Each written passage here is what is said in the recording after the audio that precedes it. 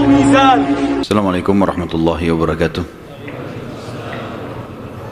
Alhamdulillah, selalu kita memuji Allah subhanahu wa ta'ala, zat yang paling pantas untuk dipuji, dicintai, dihormati dan ditunduki. Karena memang kata kuncinya la ilaha illallah, la ma'buda bihaqqin illallah. Tidak ada Tuhan yang berhak disembah di langit dan di bumi kecuali Allah. Dan dia telah menggantungkan segala kebutuhan kita yang kita butuhkan untuk roda kehidupan di muka bumi dengan memuji namanya Alhamdulillah. Maka sangat wajar kalau kita selalu mengucapkan kalimat yang mulia ini. Juga kita banyakkan salam hormat kita kepada manusia terbaik yang telah membawa kepada kita hukum halal haramnya Sang Pencipta, sehingga kita punya panduan hidup. Dan juga Sang Pencipta Allah telah menjadikan mengucapkan salam hormat kepada manusia terbaik ini sebagai ibadah buat kita dan pendekatan diri kepadanya. Juga dari sisi yang lain Sang Pencipta Allah bersama malaikatnya mengucapkan salam hormat kepada manusia terbaik ini. Maka sangat wajar kalau kita selalu mengucapkan salawat dan taslim kepada Nabi besar Muhammad sallallahu alaihi wasallam. Setelah panjang lebar kita jelaskan masuk Yahudi ke Jazirah Arab, Nasrani, bagaimana juga kekuatan dari Najasyi Afrika masuk ke Yaman, bagaimana Yaman dikuasai oleh Persia, kemudian bagaimana akhirnya wilayah Yaman masuk Islam. Kita akan masuk sekarang lebih dalam lagi membahas tentang kelahiran Nabi SAW. Kita akan masuk mengerucutkan bahasan ke Mekah. Bahasan ini tentu akan saya mulai dari seorang tokoh Mekah bernama Qusay bin Kilab. Qusay bin Kilab. Qusay bin Kilab ini adalah salah satu keturunan dari Fikhir. Dan Fikhir adalah nama lainnya Quraisy.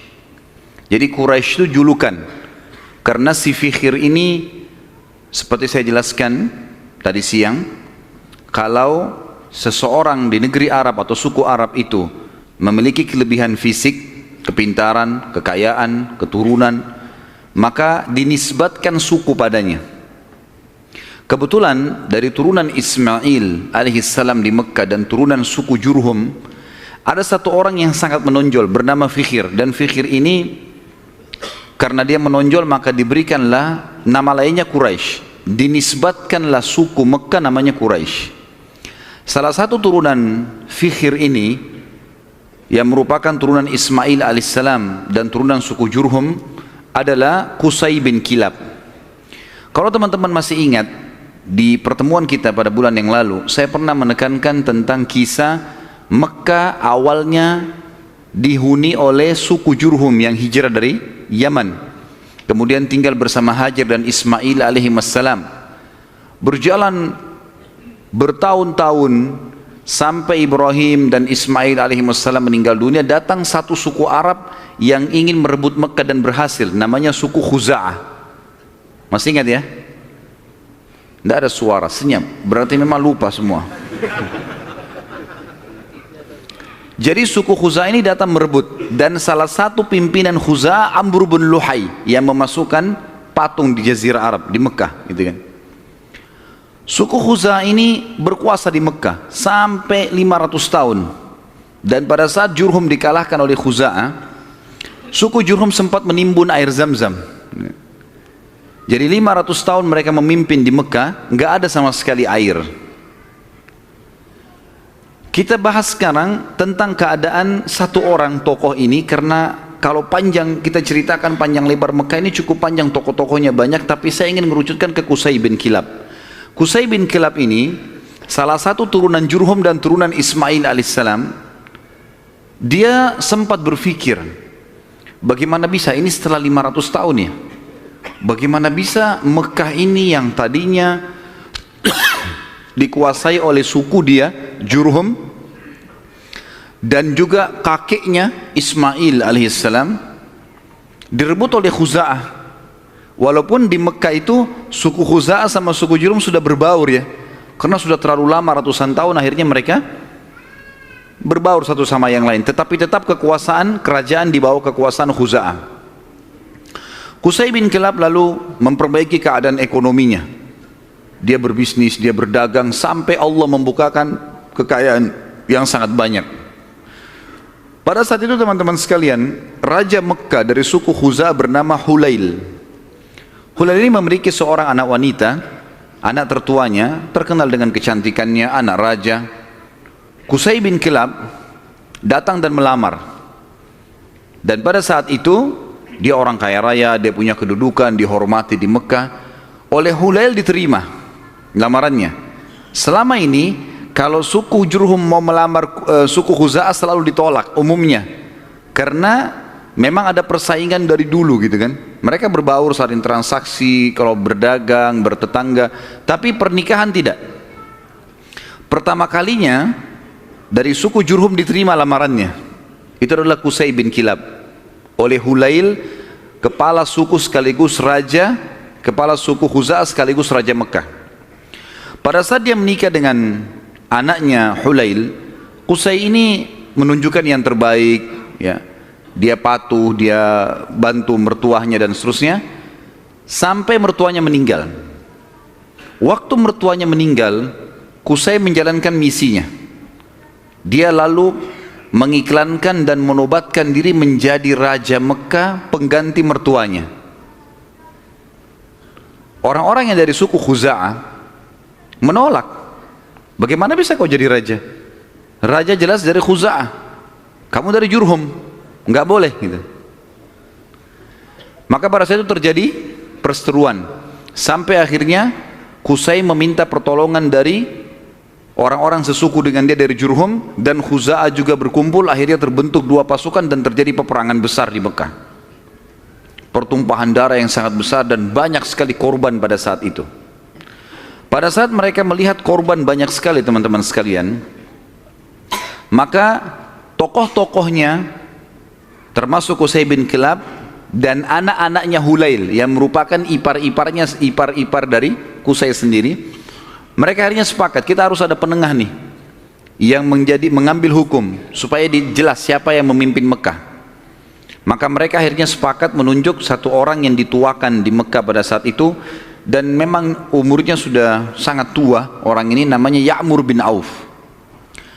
Ya'mur bin Auf, dia ditunjuk oleh orang-orang Quraisy dari Jurhum dan juga ditunjuk oleh orang-orang Khuza'ah, nunjuk, dan diambillah sumpah atas nama Allah, apapun keputusan Ya'mur harus diterima.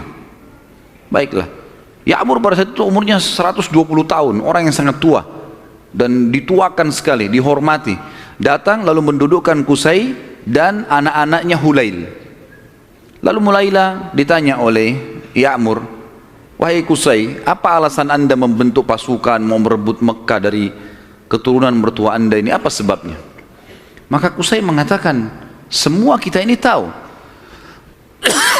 kisah Mekah ini berawal dari kakek saya yang bernama Ismail, dan Ismail seorang nabi. Ismail menikahi suku Jurhum, anak kepala suku Jurhum, dan itu turunan kami. Kami yang membentuk komunitas di Mekah, kami yang membentuk ekonominya, kami yang membangun Ka'bah, kami yang semuanya disebutkan. Sementara Qusay menyebutkan ini anak-anaknya Hulail dari suku Khuza'ah nggak bisa ngomong apa-apa, karena memang semuanya betul. Memang tidak ada. Khuza'ah ditanya, lalu kalian punya apa? Enggak ada. Tidak ada andilnya di Mekah. Cuma datang pasukan dari luar menyerang Mekah, kemudian langsung menguasai. Enggak ada andil sama sekali. Tiba-tiba pada saat itu Ya'mur mengambil sebuah keputusan, mengatakan keputusan yang mutlak, seluruh Mekah, kerajaannya, kekuasaannya, pengurusan jemaah hajinya, pengurusan Ka'bahnya, ya, semuanya untuk Qusay bin Kilab. Maka dengan keputusan ini teman-teman sekalian, Qusay bin Kilab menjadi raja Mekah. Menjadi raja Mekah. Dan pada saat itulah kerajaan yang sudah hilang 500 tahun dari keturunan Jurhum kembali. Pada saat itu Qusay melakukan banyak sekali perkembangan di Mekah, diantaranya dia membangun sebuah tempat namanya Darun Nadwa. Darun Nadwa ini oleh Qusay dibuat sangat luas, sangat besar, sebuah auditorium kalau kita sekarang sangat luas gitu kan. Tapi belum ada buku sejarah yang menyebutkan seberapa luas, seberapa dia menampung manusia. Tapi dari buku-buku sejarah disebutkan Darun Nadwa pada saat itu multifungsi, dilakukan apa saja di situ. Pertemuan orang-orang Mekah, pertemuan tokoh-tokoh Mekah, sampai Qusay bin Kilab melarang siapapun orang Mekah menikah kecuali di Darun Nadwa, harus di Darun Nadwa. Kalau anak bayi baru lahir, bawa ke Darun Nadwa. Pokoknya Darun Nadwa ini menjadi simbolnya Mekah.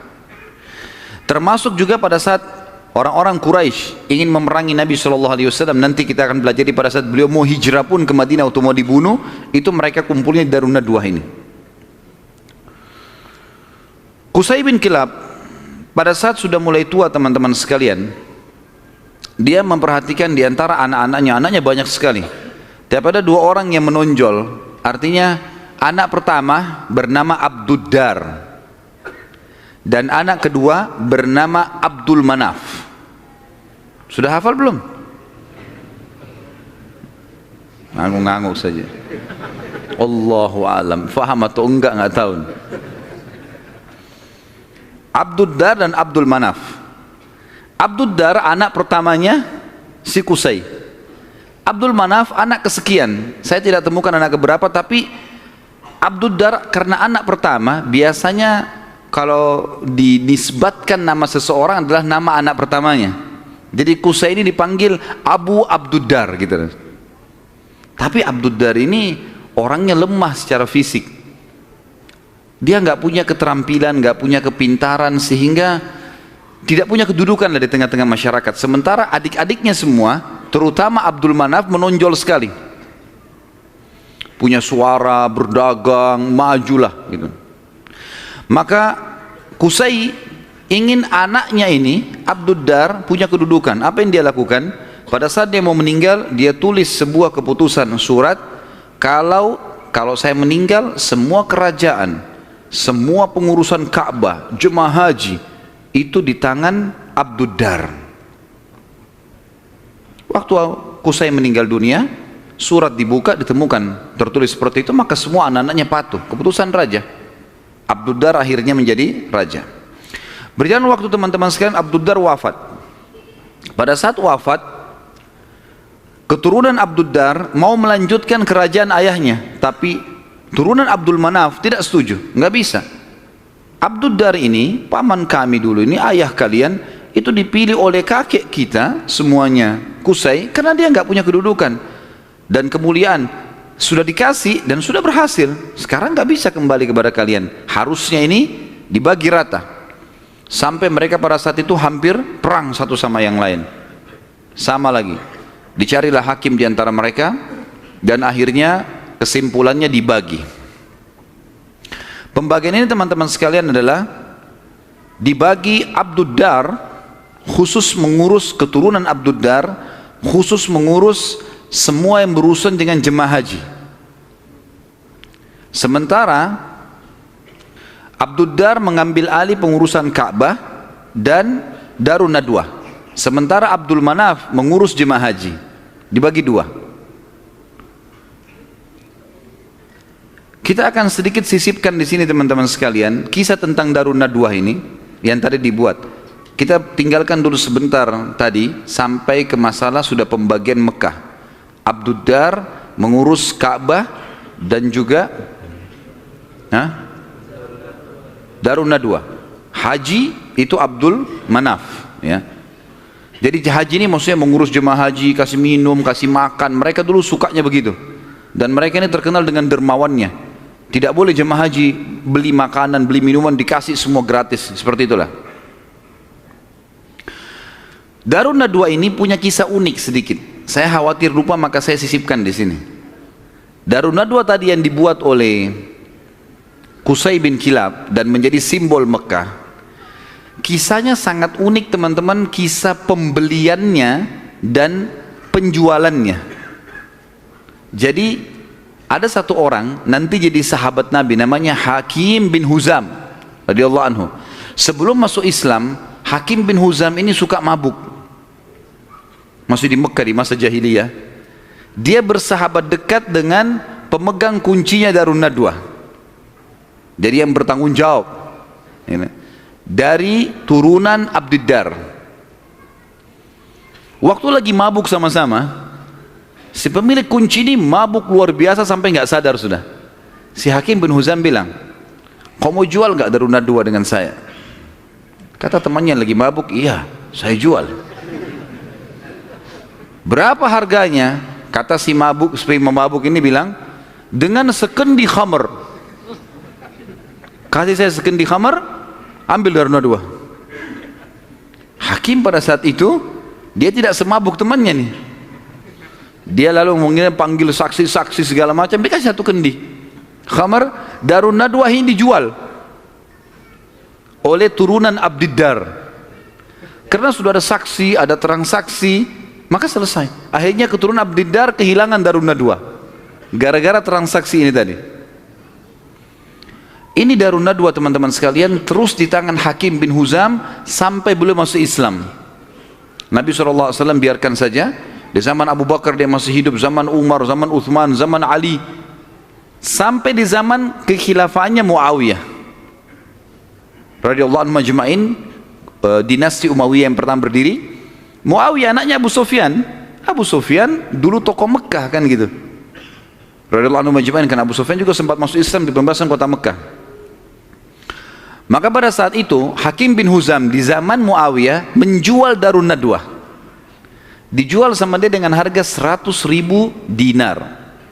Mahal sebenarnya, tapi Darun Nadwa ini kedudukannya besar di Quraisy. Muawiyah bilang, menghardik dia, hai Hakim, ngapain kau jual Darun Nadwa dengan harga 100.000 dinar? Itu bisa tidak ada nilainya. Peninggalan dari Qusay bin Kilab gitu kan, raja pertama Mekah setelah 500 tahun ditinggalkan oleh Jurhum gitu. Maka kata Hakim radhiyallahu anhu, wahai Amir Mukminin, sekarang kita sudah muslim. Penilaian mulia dan bukan mulia itu bukan dari peninggalannya Qusay bin Kilab, tapi kita pengikut Nabi Muhammad SAW. Dan saya dulu demi Allah membelinya dengan sekendi khamr. Sekarang 100.000 dinar banyak sekali. Dan Anda menjadi saksi bersama dengan seluruh muslimin yang ada di sini, kalau 100.000 dinar ini saya sedekahkan di jalan Allah. Kisahnya begitu. Jadi kisah Darun Nadwa, karena tadi kita sempat singgung, ada proses pembelian lepas dari tangan keturunan Abdiddar dan bagaimana proses penjualannya setelah itu. Tentu sekarang sudah tidak ada semuanya ini, tapi ini kisah pada saat itu. Baik, kita kembali teman-teman sekalian ke kisah kita. Abdul Manaf, tadi kan Abdiddar sama Abdul Manaf. Sekarang Abdiddar sudah kita sebutkan, diantaranya mereka menguasai Ka'bah dan Darun Nadwa. Dan sudah dijual, tinggal Ka'bah, perawatan Ka'bah, kiswahnya segala macam urusan mereka. Abdul Manaf bertanggung jawab tentang jemaah haji, kan itu. Abdul Manaf ini teman-teman sekalian punya seorang anak bernama Hashim. Hashim ini punya anak bernama Syaibah. Garis bawahi nama Syaibah nih. Tadi sudah makan siang belum ini? Banyak nama yang harus dihafal nih. Kita kerucutkan bahasan tentang Abdul Manaf punya anak namanya Hashim. Hashim punya anak Syaibah. Garis bawahi Syaibah nih. Kita akan bahas Syaibah ini. Hashim ini ayahnya Syaibah. Waktu menikah dengan istrinya, ibunya si Syaibah, karena mulianya, ini tradisi jahiliyah dulu ya, karena kedudukan si ibunya Syaibah ini tinggi di sukunya, anak kepala suku, maka ismah itu cerai di tangannya ibunya. Ibunya bisa menceraikan suaminya, hukum dulu. Berjalan waktu, meninggal Hashim. Syaibah ini ikut sama ibunya ke perkampungan ibunya. Ada satu ya, anaknya atau saudaranya Hashim ya. Saudaranya Hashim ini, jadi Abdul Manaf punya beberapa anak, diantaranya Hashim yang punya anak Syaibah, ada juga anaknya yang lain bernama Muttalib. Anaknya si Abdul Manaf ini. Muttalib ini namanya orang, ya.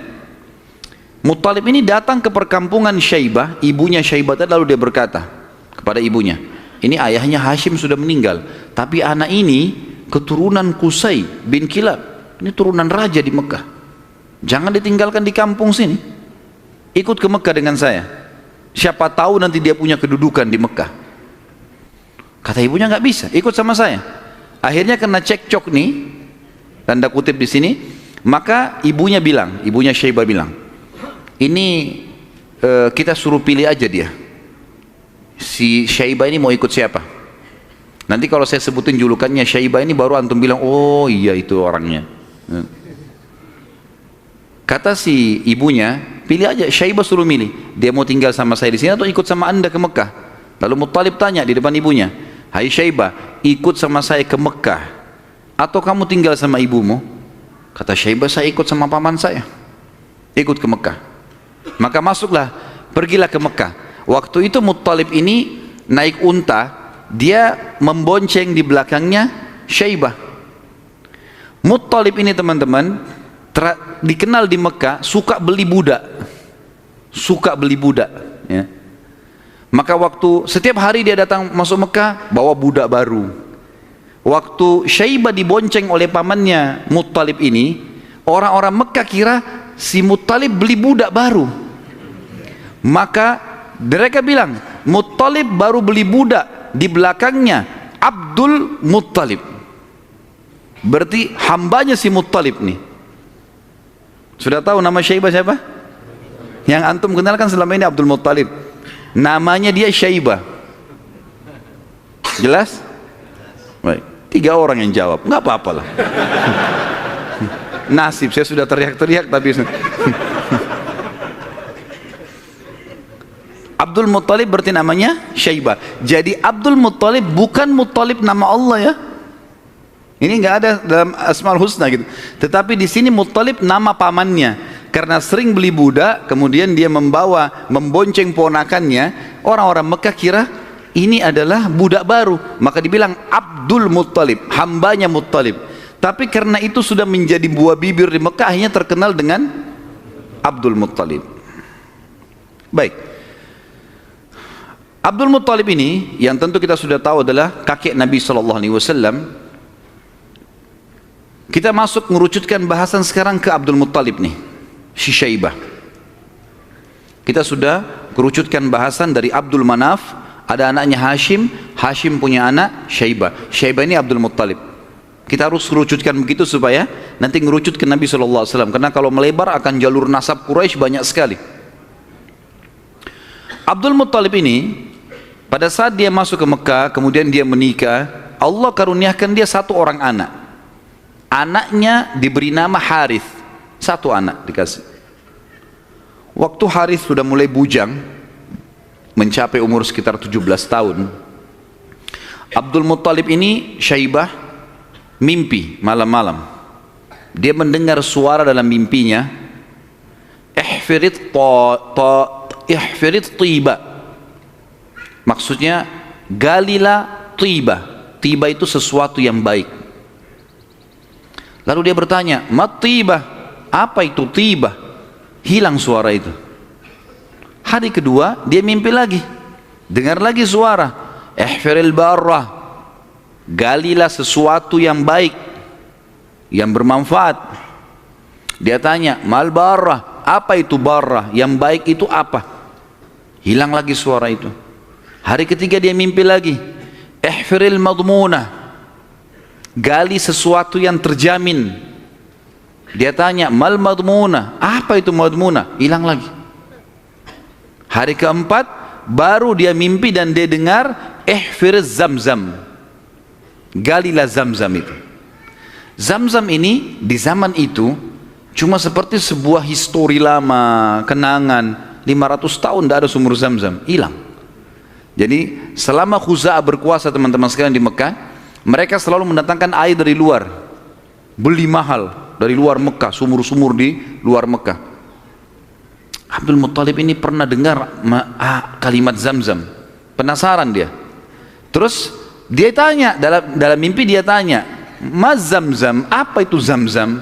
Lalu keluarlah suara itu mengatakan, dan dia dengar pada saat itu ya, kalau dalam buku-buku sejarah disebutkan, la tanzifu abada, sesuatu yang tidak akan pernah rusak, wala tarum, juga ya, sesuatu yang selalu bersih dan tidak akan pernah rusak. Taskil hajijal a'zam, engkau akan memberikan dengannya air para jemaah haji. Dikatakan wahia bainar rafthi waddam, tempatnya air zam-zam itu berada di antara rafath. Rafath itu bisa berarti busanya darah, atau memang darah yang bercampur, busa yang bercampur dengan darah, atau memang busa air biasanya. Jadi dikatakan sini ciri-cirinya adalah tempat zam-zam itu ada darah yang bercampur dengan rafath, dengan busa, kemudian bercampur sama tanah. Lalu dikatakan lagi dalam mimpinya, inda naqratil gurabil a'sam, di bawah patokannya burung gagak yang memiliki warna keputih-putihan. Inda qaryatin naml, di atas atau di sekitar sarang semut. Seperti itu dalam mimpinya. Maka Abdul Muttalib bangun pagi-pagi, penasaran dia dengan mimpi ini, dan dia tahu mimpi ini gak mungkin main-main. 3 hari 4 hari berturut-turut, kemudian dia disuruh gali, dia bawa cangkulnya, datang di sekitar Ka'bah. Dia cuma tebak saja kemungkinan dekat Ka'bah nih, karena tidak ada tempat yang lebih agung di Mekah daripada Ka'bah. Dia datang dekat Ka'bah. Dan kalau masih ingat dulu pada pertemuan kita di bulan yang lalu, ada penjelasan tentang 2 patung yang disembah di Mekah, Isaf dan siapa yang ingat? Kalau lupa saya nggak datang lagi Balikpapan. Isaf dan Nailah. Isaf kan nama laki-laki, Nailah nama perempuan, yang dulu mereka saling suka, akhirnya mereka berzina depan Ka'bah dan dikutuk menjadi patung. Kan dulu waktu sebelum Amr bin Luhai datang ke Mekah, patung Isaf ditaruh di Gunung Safa, patung Nailah ditaruh di Gunung Marwah, untuk peringatan bagi orang-orang, nih hati-hati kalau berzina depan Ka'bah dikutuk begini nih gitu. Tapi oleh Amr bin Luhai yang membawa patung masuk ke Jazirah Arab, dia angkat patung Isaf dan Nailah, dipindahin dekat Ka'bah, disuruh orang Mekah sembah. Tapi orang sudah lupa sejarahnya, karena kejadian Isaf dan Nailah dikutuk ini jauh sebelum Amr bin Luhai. Ringkas cerita, di depan Ka'bah antara Hajar Aswad dengan Hijr Ismail itu ada patung Isaf dan Nailah. Ada satu suku Arab teman-teman sekalian datang ke situ antara Isaf dan Nailah, nyembeli sapi.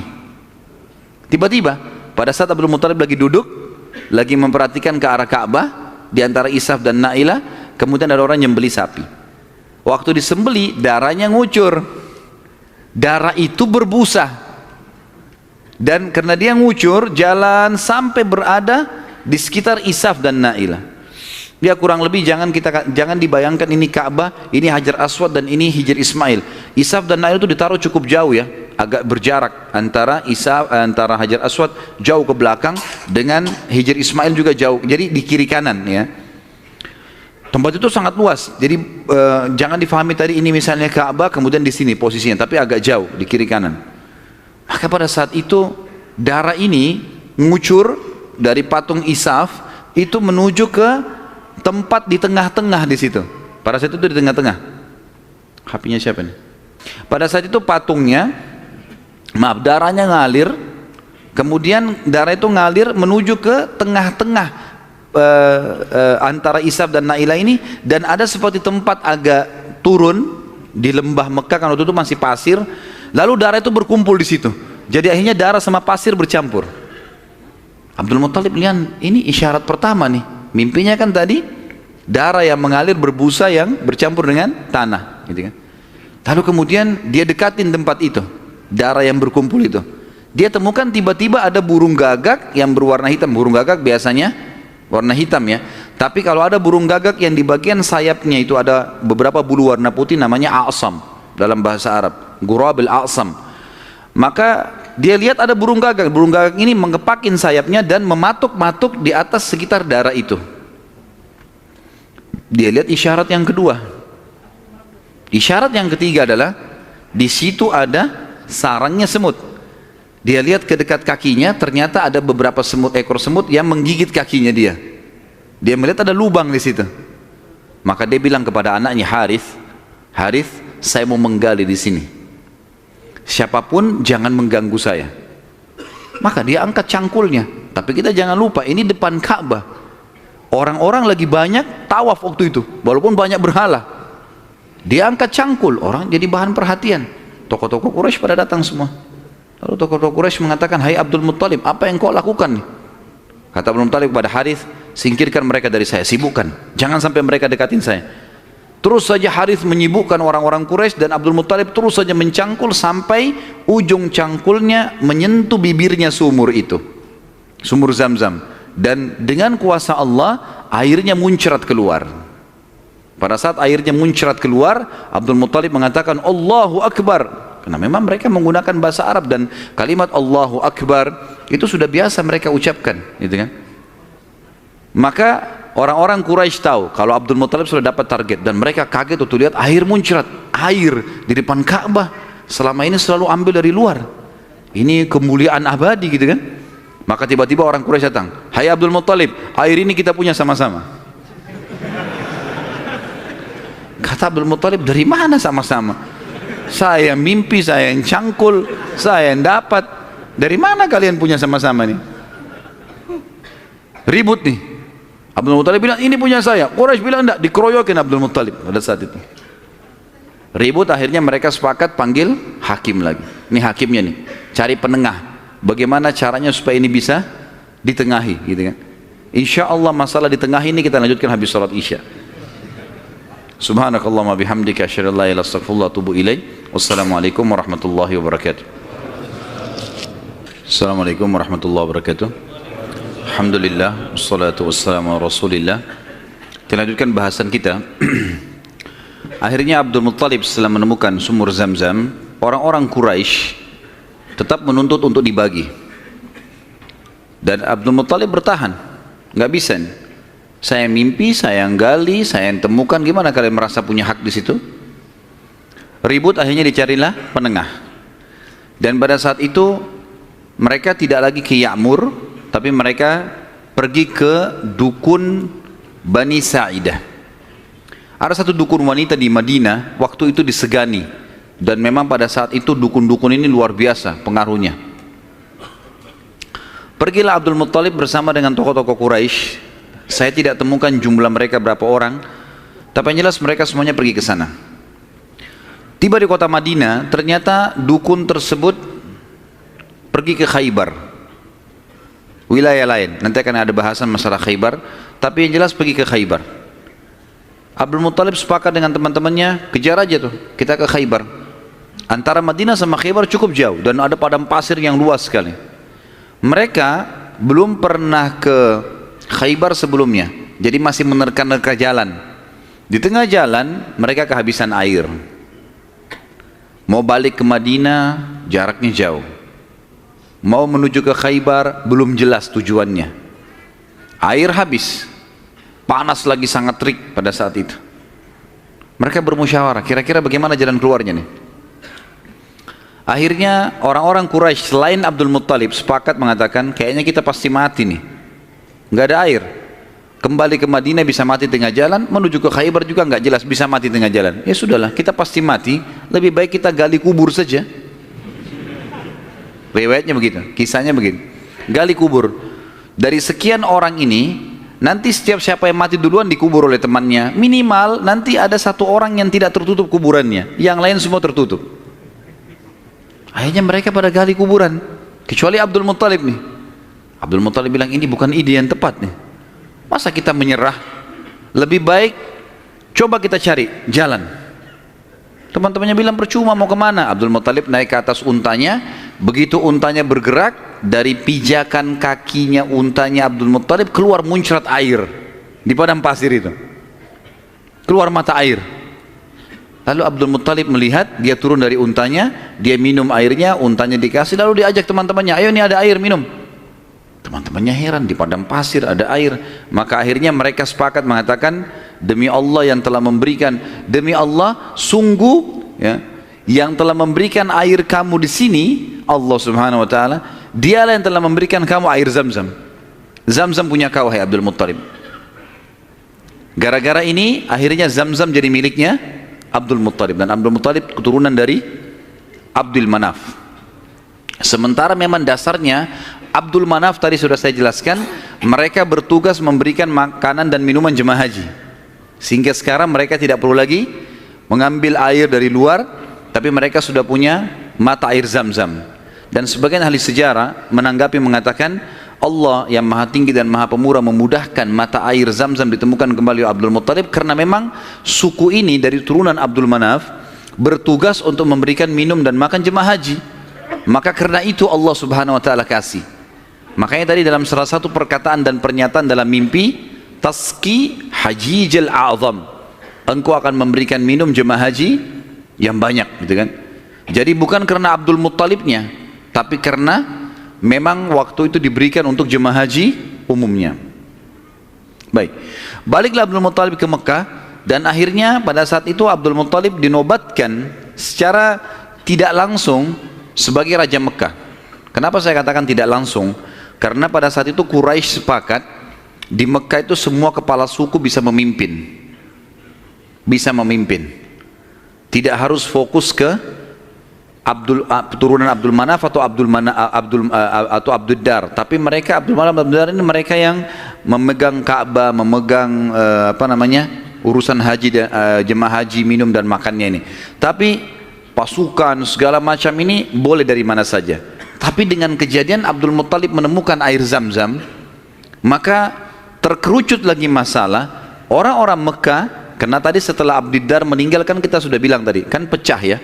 Abdul Dar kan jadi raja pengganti ayahnya Qusay. Tapi setelah Abdul Dar mati, ribut anak-anaknya, akhirnya tidak ada raja. Setelah kejadian air Zam-Zam, secara tidak disadari Abdul Muttalib ditunjuk menjadi raja. Dan inilah sebabnya waktu kita jelaskan tadi masalah pasukan gajah yang datang, Abdul Muttalib kan menjadi raja pada saat itu. Dan menjadi raja justru karena menemukan mata air Zam-Zam ini. Abdul Muttalib pada saat itu mulai naik kedudukannya, namanya jadi tambah baik dan seterusnya. Memang orangnya sangat dermawan. Semua orang boleh minum air Zam-Zam tapi melalui izin dia. Tapi tidak bayar, gitu kan? Dikasih semuanya. Abdul Muttalib mulai berpikir, waktu dia tadi punya anak satu, namanya Harith. Masih ingat nggak? Wah, ngaku-ngaku aja. Baiklah, saya terima. Anaknya tadi satu, Harith, yang disuruh jaga sama dia waktu dia mencangkul kan. Baiklah, si Harith dia pikir, waktu saya tadinya punya anak satu nih, kayaknya kerepotan, gak ada yang bisa bela dia. Dan seorang raja, salah satu kebanggaannya kalau punya keturunan banyak. Maka dia pada saat itu berazam, bernazar ya, kalau Allah memberikan dia anak laki-laki yang banyak, jumlahnya mencapai 10, dia akan menyembeli salah satunya, dikorbankan di depan Ka'bah untuk Allah. Nggak ada dalam syariat Nabi Ibrahim alaihissalam. Ini ijtihadnya, upayanya Abdul Muttalib. Subhanallah, berjalan waktu, istrinya melahirkan, punya anak 16. Anaknya Abdul Muttalib 16, 10 laki-laki, 6 perempuan. Laki-laki yang 10 ini, yang paling pertama tentu ada namanya Harith ya. Kemudian ada, jadi dari 10 ini kita bagi 6 ini meninggal sebelum masa kenabian, 4 mendapatkan masa kenabian. Dari 10 anak Abdul Muttalib yang laki-laki, ada 6 yang meninggal sebelum fase kenabian, sebelum penobatan Nabi SAW menjadi Nabi. Ini paman-paman Nabi semua ya. Dan ada 4 yang mendapatkan fase atau masa kenabian. 6 orang yang tidak dapat masa kenabian ini tentu dimulai dari Harith tadi, anak pertamanya Abdul Muttalib. Kemudian tentu ada beberapa nama ya, saya sebutkan Harith, Dirar, Hijir, Muqaddam, Zubair. Dan yang keenam Abdullah, ayahnya Nabi SAW. Abdullah ini sebenarnya anak paling bungsu dari Abdul Muttalib, anak ke-10. Anak ke-10 dari 10 anak laki-lakinya ya. Maka 6 orang ini meninggal sebelum masa kenabian: Harith, Dirar, Hijir, Muqaddam, Zubair dan Abdullah. Dan ada 4 orang hidup sampai masa kenabian, 2 beriman, 2 kafir. Yang beriman adalah Hamzah dan Abbas radhiyallahu anhum. Ini sempat beriman pada Nabi SAW dan mulia. Hamzah bahkan menjadi pimpinan para syuhada, mati syahid mulia di perang Uhud. Dan Abbas hidup sampai setelah Nabi SAW meninggal pun, sampai di zaman Khilafah Umar. Ya, kan? Kemudian ada dua yang hidup di masa kenabian tapi kafir, enggak beriman. Abu Talib dan Abu Lahab. Ya. Abu Talib ini nama lainnya dia Abdul Manaf, diambil dari nama kakeknya, tapi terkenal dengan Abu Talib. Abu Lahab julukan namanya Abdul Uzza, dan kita tahu surah Al-Masad turun pada Abu Lahab ini. Ya. Paman Nabi SAW, benci sekali dengan Nabi, benci dengan dakwah. Nanti akan kita ceritakan kisahnya di pertemuan akan datang. Yang jelas ini 10 orang anak laki-laki Nabi SAW. Kemudian ada 6 orang anak perempuan. Yang pertama Sofiyah. Sofiyah ini ibunya Zubair bin Awam radhiyallahu anhu. Dan Sofiyah nanti akan kita ceritakan kisahnya, luar biasa pemberani perempuan ini, gitu kan? Dan dia mendidik Zubair bin Awam dengan sangat tegas. Jadi kalau dia jalan, dia membawa Zubair, dia latih di tempat gelap, sengaja dia diam. Kalau Zubair nangis ditinggalin, dibiarin, karena mau dilatih. Orang-orang semua pada hardik, hai Sofiyah, kenapa kau gitu kan anakmu? Saya mau dia jadi pemberani. Dan betul-betul jadi pemberani Zubair. Zubair itu di peperangan-peperangannya, kalau teman-teman ikuti ceramah saya di YouTube, ada serial sahabat di antara Zubair bin Awam itu luar biasa. Kalau pasukan lagi berhadapan, dia maju ke depan musuh. Jadi musuh di depan ini, kemudian dia di depannya. Tunggu takbir di belakang, dia serang duluan sendirian. Luar biasa beraninya, radhiyallahu anhu. Ibunya namanya Sofiyah, tante Nabi SAW. Dan ini sempat masuk Islam di tangan Nabi SAW. Kemudian ada Ummu Hakim, ada Atiqah, ada Umaymah, ada Arwah dan Bar. Kita masuk sekarang ke masalah, kembali ke mana Abdul Muttalib. Abdul Muttalib ini anak terakhirnya yang ke-10 adalah Abdullah. Dan itu ayah Nabi SAW. Abdul Muttalib kan tadi sudah saya bilang dia nazar, kalau punya 10 anak laki-laki, dia akan korbankan salah satunya kan. Lalu dia datang ke dukun di Mekah, dan dia berkata pada dukun itu, acaklah nama anak-anak saya. Tradisi mereka pada saat itu suka sekali mengundi nasib. Kalau di dalam agama kita disebutkan tradisi mereka namanya tatayur, menggandun nasib sama benda atau sama burung. Orang-orang Arab itu kalau orang Quraisy dulu, mereka kalau mau safar mereka ambil bulu, kemudian mereka tulis safar. Bulu yang kedua tidak safar, bulu ketiga kosong, dimasukin dalam kotak, kemudian dia ambil salah satunya tidak sambil tidak dilihat. Kalau keluar kata-kata safar, dia yakin di perjalanannya aman. Tradisi jahiliyah, mereka salah pada saat itu tentunya. Kemudian kalau keluar tidak safar, mereka tidak boleh safar. Kalau mereka safar berarti kena musibah. Kalau keluar bulu yang tidak ada tulisannya, maka dia ulangi. Ada cara yang lain sampai dapat safar atau tidak safar ya. Kalau ada tradisi yang lain adalah kalau mengacak nama, maka mereka menulis nama di batu, lalu batu ini dibalik, kemudian ditaruh lalu diacak, dikeluarkanlah. Kalau mereka butuh sesuatu dengan cara seperti itu, ya. Dan ini ditarik dalam hampir setiap kehidupan mereka, mau beli rumah, mau apa saja selalu ditulis di batu, terus diacak di batu, itu mengundi nasib dengan itu. Abdul Muttalib datang kepada satu dukun mengatakan, tulis nama anak-anak saya laki-laki ini semua, dari Harith sampai Abdullah, tulis semuanya 10 orang, acak. Siapa yang keluar namanya, itu yang saya korbankan.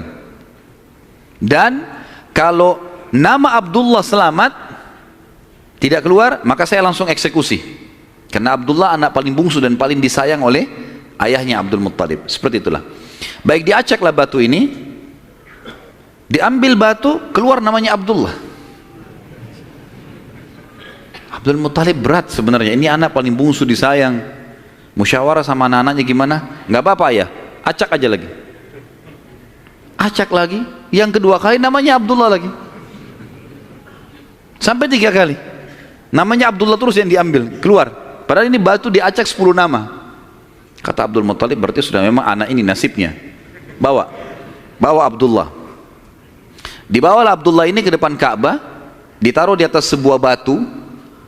Biasanya mereka taruh di situ sembelihan, taruh kambing, taruh apa, dipegang di atas batu itu, baru mereka sembelih untuk berhala-berhala gitu kan. Ditaruhlah Abdullah, mau disembelih sama dia. Ikat tangannya, ikat kakinya, angkat pedang, mau disembelih. Orang-orang Quraisy lihat, apalagi yang Abdul Muttalib buat nih.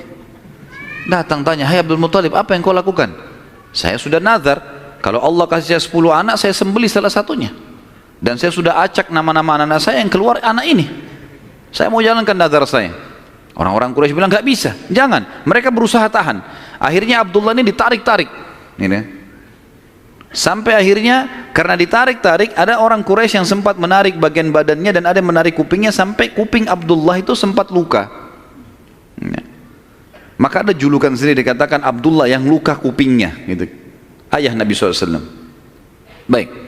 Pada saat itu orang-orang Quraisy mengatakan, wahai Abdul Muttalib, sadarlah, kalau kau lakukan ini sementara kamu adalah tokoh masyarakat di Mekah, maka akan menjadi sebuah tradisi nanti ini.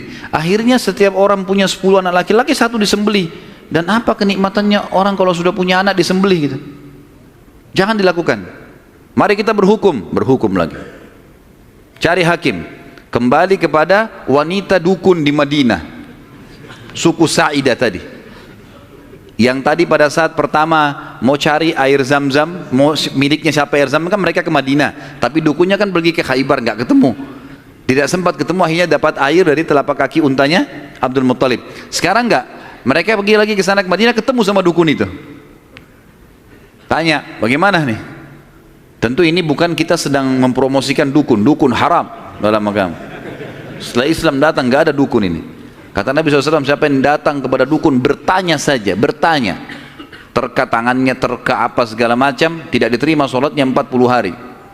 Yang datang bertanya, percaya, kufur kepada apa yang diturunkan kepada Muhammad SAW. Tapi kita sedang merentet histori pada zaman itu ya.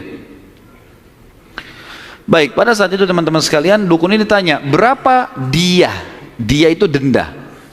Berapa dendanya orang di Mekah Quraisy kalau ada yang membunuh? Kata Abdul Muttalib, 10 ekor unta. Jadi kalau orang membunuh, supaya dia tidak dibunuh, dia harus bayar ke walinya orang yang dibunuh 10 ekor unta. Kata si dukun, tulis namanya Abdullah di batu, tulis juga 10 ekor unta di batu yang lain. Balik, acak. Ini ngundi nasib terus ini. Acak. Waktu diacak, kata dukunnya, kalau keluar namanya Abdullah, supaya Abdullah selamat, tambah batu yang ketiga, tulis 10 ekor unta lagi. Sampai Abdullah selamat. Kalau keluar nama unta, nah baru untanya, baru Abdullah selamat. Ditaruh batu 10 ekor unta sama Abdullah, diacak namanya Abdullah keluar. Tambah batu 20 ekor unta sekarang, 10, setiap batu 10 ya. 10 ekor unta batu kedua, keluar lagi namanya Abdullah. Terus sampai 10 batu. Sampai akhirnya ada 10 batu, semuanya tertulis 10 unta, 1 namanya Abdullah. Waktu diacak setelah 10, diangkat keluar namanya Abdullah. Dan ini pastilah 10 batu semuanya unta, gitu kan. Semestinya secara rasional gitu ya. Tapi ini pada saat itu keyakinan orang. Abdul Muttalib bilang, saya enggak percaya, saya belum puas nih. Coba acak lagi, diacak lagi, diambil unta sampai 3 kali. Kata Abdul Muttalib, baiklah. Kalau begitu saya akan sembelih itu 100 ekor unta. 100 ekor unta. Karena setiap batu 10, ada 10 batu, maka 100 ekor unta. Pada saat itu akhirnya dengan kejadian ini Abdullah selamat dari sembelihan atau dikurbankan. Dan Nabi SAW berkata dalam sebuah hadis, Ana ibnu Zabihain, saya keturunan dari 2 orang yang hampir disembelih. Ismail alaihissalam oleh ayahnya Ibrahim, dan Abdullah oleh ayahnya Abdul Muttalib. Baik. Berjalan waktu teman-teman sekalian, Abdullah tumbuh besar dan mulai menjadi seorang pemuda yang cerdas, yang pintar, membantu ayahnya. Maka oleh Abdul Muttalib dinikahkan, dan dinikahkan oleh seorang wanita yang bernama Aminah. Dan Aminah dari turunan Abdul Manaf juga, jadi satu jalur, masih sepupu dengan Abdullah. Hanya saja dari Aminah ini, dari paman-pamannya Aminah itu dari penduduk asli Madinah, dari Aus dan Khazraj, dari suku Ansar di Madinah. Maka Nabi SAW di sini memiliki jalur dari 2 kota suci, Mekkah dan Madinah. Pada saat sudah selesai melahirkan, baru menikah, beberapa hari kemudian ada tanda-tanda kehamilan di Aminah. Kemudian Aminah pun sempat melihat di dalam mimpinya pada saat akan melahirkan atau pada saat hamil besar, melihat dalam mimpinya ia bermimpi bayi dalam kandungannya ini menyebarkan cahaya, dan cahaya itu menyebar ke seluruh muka bumi. Sebagian athar menyebutkan sampai ke Busra. Busra ini wilayah Irak sana, wilayah Persia gitu. Dan dia juga mimpi mengucapkan dalam mimpinya kalimat u'idzuhu billahil azim min kulli syarrin wa min kulli ainin wa min kulli hasid. Wa min kulli hasid. Tidak ada kata-kata ainnya.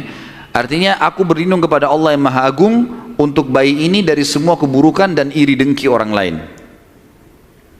Berjalanlah hamil tersebut. Pada saat berumur beberapa bulan, ada sebagian ahli sejarah menyebutkan sekitar 6 bulan hamilnya Aminah di Nabi SAW dalam kandungan beliau, maka meninggallah Abdullah. Maka Nabi SAW jadi yatim sebelum lahir. Setelah itu Nabi SAW lahir, yang paling banyak dinukil oleh para ahli sejarah 12 Rabiul Awal di tahun gajah. Sudah kita sebutkan tadi, tahun gajah kejadian Ashabul Fil, dan tepatnya 50 hari setelah kejadian gajah itu, penghancuran gajah, 50 harinya, disitulah lahir Nabi sallallahu alaihi wasallam. Ada yang perlu kita sebutkan teman-teman sekalian, walaupun sebenarnya menyebutkan ini bukan berarti Nabi SAW membutuhkannya, tidak sama sekali. Nabi SAW jauh lebih mulia daripada tanda-tanda ini. Tapi pada saat beliau lahir, ternukillah di Mekah, di Madinah, beberapa kejadian yang memang ahli sejarah angkat. Yang pertama, kejadian yang unik pada saat Nabi SAW lahir adalah terlihatnya bintang Ahmad namanya. Apa itu bintang Ahmad? Orang-orang Yahudi yang ada di Madinah itu meyakini kalau Nabi terakhir yang mereka tunggu di Madinah keluar itu, kalau dia lahir akan kelihatan bintang yang mereka istilahkan dengan bintang Ahmad, dan mereka mengukir-ngukir bintang itu sesuai dengan keterangan dari Taurat. Seperti itulah pemahamannya pada saat itu. Allahu a'lam tentang masalah kebenaran masalah bintang ini, tapi yang jelas kebenaran bintang itu bisa dipercaya atau tidak, karena kita dalam Islam taunya bintang nggak boleh dipercaya gitu kan. Tapi ini pada saat itu dinukil oleh Hassan ibn Thabit radhiyallahu anhu, penyair Nabi SAW. Kebetulan umurnya dia beda 7 tahun dengan Nabi SAW. Beliau mengatakan setelah masuk Islam, setelah Nabi SAW hijrah ke Madinah, beliau mengatakan pada hari Nabi SAW lahir, aku kebetulan berada di salah satu benteng Yahudi, dan naiklah di malam hari kebetulan salah satu pendeta Yahudi lalu teriak dengan suara keras, wahai Yahudi, hai sekalian kaum Yahudi, sungguh telah terlihat pada malam ini bintangnya Ahmad, dan tidak terlihat kecuali pada saat ia lahir. Dan menurut Hassan ibn Thabit radhiyallahu anhu, memang umurnya beda 7 tahun dengan Nabi SAW, dan pada hari itu memang hari kelahiran baginda Nabi SAW. Yang kedua dinukil oleh para ulama tentang masalah kejadian-kejadian unik adalah Nabi SAW pada saat lagi Aminah melahirkan, maka dikatakan melahirkan tanpa ada rasa kesulitan sedikit pun, jadi sangat mudah. Bahkan sebagian athar menyebutkan Aminah tidak dibantu oleh orang. Tiba-tiba Nabi SAW keluar begitu saja. Dan yang ketiga, pada saat lahir, maka Nabi SAW dalam kondisi mengangkat kepalanya ke langit, seakan-akan orang yang sedang berdoa. Yang keempat, Nabi SAW lahir dalam kondisi sudah terkhitan. Sudah terkhitan. Yang kelima, Nabi SAW lahir juga tanpa terbebani lagi dengan sisa tali pusar, udah nggak ada. Lahir sudah terkhitan, ya, lahir sudah tidak ada tali pusarnya. Sampai poin di sini, sampai poin kelima ini, 4 poin ya, karena poin pertama tadi itu kejadian di Madinah. Jadi 4 poin ini, Aminah melahirkan dengan sangat mudah, Nabi SAW seperti berdoa ke langit, kemudian terkhitan, kemudian tali pusarnya sudah terlepas. Maka Abdul Muttalib, kakeknya, bangga sekali datang, sangat senang pada saat itu. Dia berkata, sungguh pada cucuku atau anakku ini ada perkara besar. Lalu Abdul Muttalib pun membawa bayi Nabi SAW ke Ka'bah saat baru lahir, dan ia yang memberi nama Muhammad. yang memberi nama Muhammad. Baik, ada sedikit rahasia masalah nama Muhammad ini. Perlu teman-teman tahu, nama Muhammad sebelum Nabi Muhammad SAW tidak dikenal oleh orang-orang Arab. Gak ada satupun orang Arab bernama Muhammad pada saat itu, belum ada. Terus dari mana nama ini? Kok Abdul Muttalib bisa berikan nama cucunya? Ada kisahnya. Jauh sebelum lahir Nabi SAW, Abdul Muttalib pernah jalan-jalan ke negeri Syam bersama dengan 3 orang sahabatnya. Yang pertama Sulaiman bin Mujazi', salah satu kepala suku di Mekah. Yang kedua Hulayla bin Hajij. Dan yang ketiga Himran bin Rabi'ah. 3 orang ini bersama Abdul Muttalib, 4 orang ini pergi ke negeri Syam. Pas tiba di negeri Syam, ada salah satu pendeta Nasrani menemui mereka lalu berkata, kalian dari mana? Kata Abdul Muttalib, dari Jazirah Arab. Dari mana? Tepatnya dari kota Mekah. Kata pendeta itu, dari kota kalian nanti akan keluar Nabi terakhir. Dan Nabi terakhir itu bernama Muhammad. Kata Abdul Muttalib, dari mana engkau tahu itu semua? Dia bilang, dari kitab kami. Dalam Injil disebutkan namanya Muhammad. Maka keempat orang ini bertekad pada saat itu untuk memberikan nama kalau mereka dikaruniai anak setelah itu atau cucu, Muhammad. Dan dari 4 orang ini pada saat balik ke Mekah, orang yang pertama mendapatkan cucu laki-laki adalah Abdul Muttalib. Itulah Nabi Muhammad SAW. Maka dia pun mengangkat bayi Nabi SAW lalu keliling di dekat Ka'bah lalu mengatakan, anak ini memiliki perkara yang besar, aku memberikan nama Muhammad, aku memberikan nama Muhammad. Terus dia mengucapkan kalimat itu. Kemudian selanjutnya teman-teman sekalian, yang keenam adalah goncangnya istana Kisra di Persia dan rubuhnya 14 teras istananya. Jadi ada teras-terasnya istana itu rubuh semua tanpa sebab, rusak semuanya.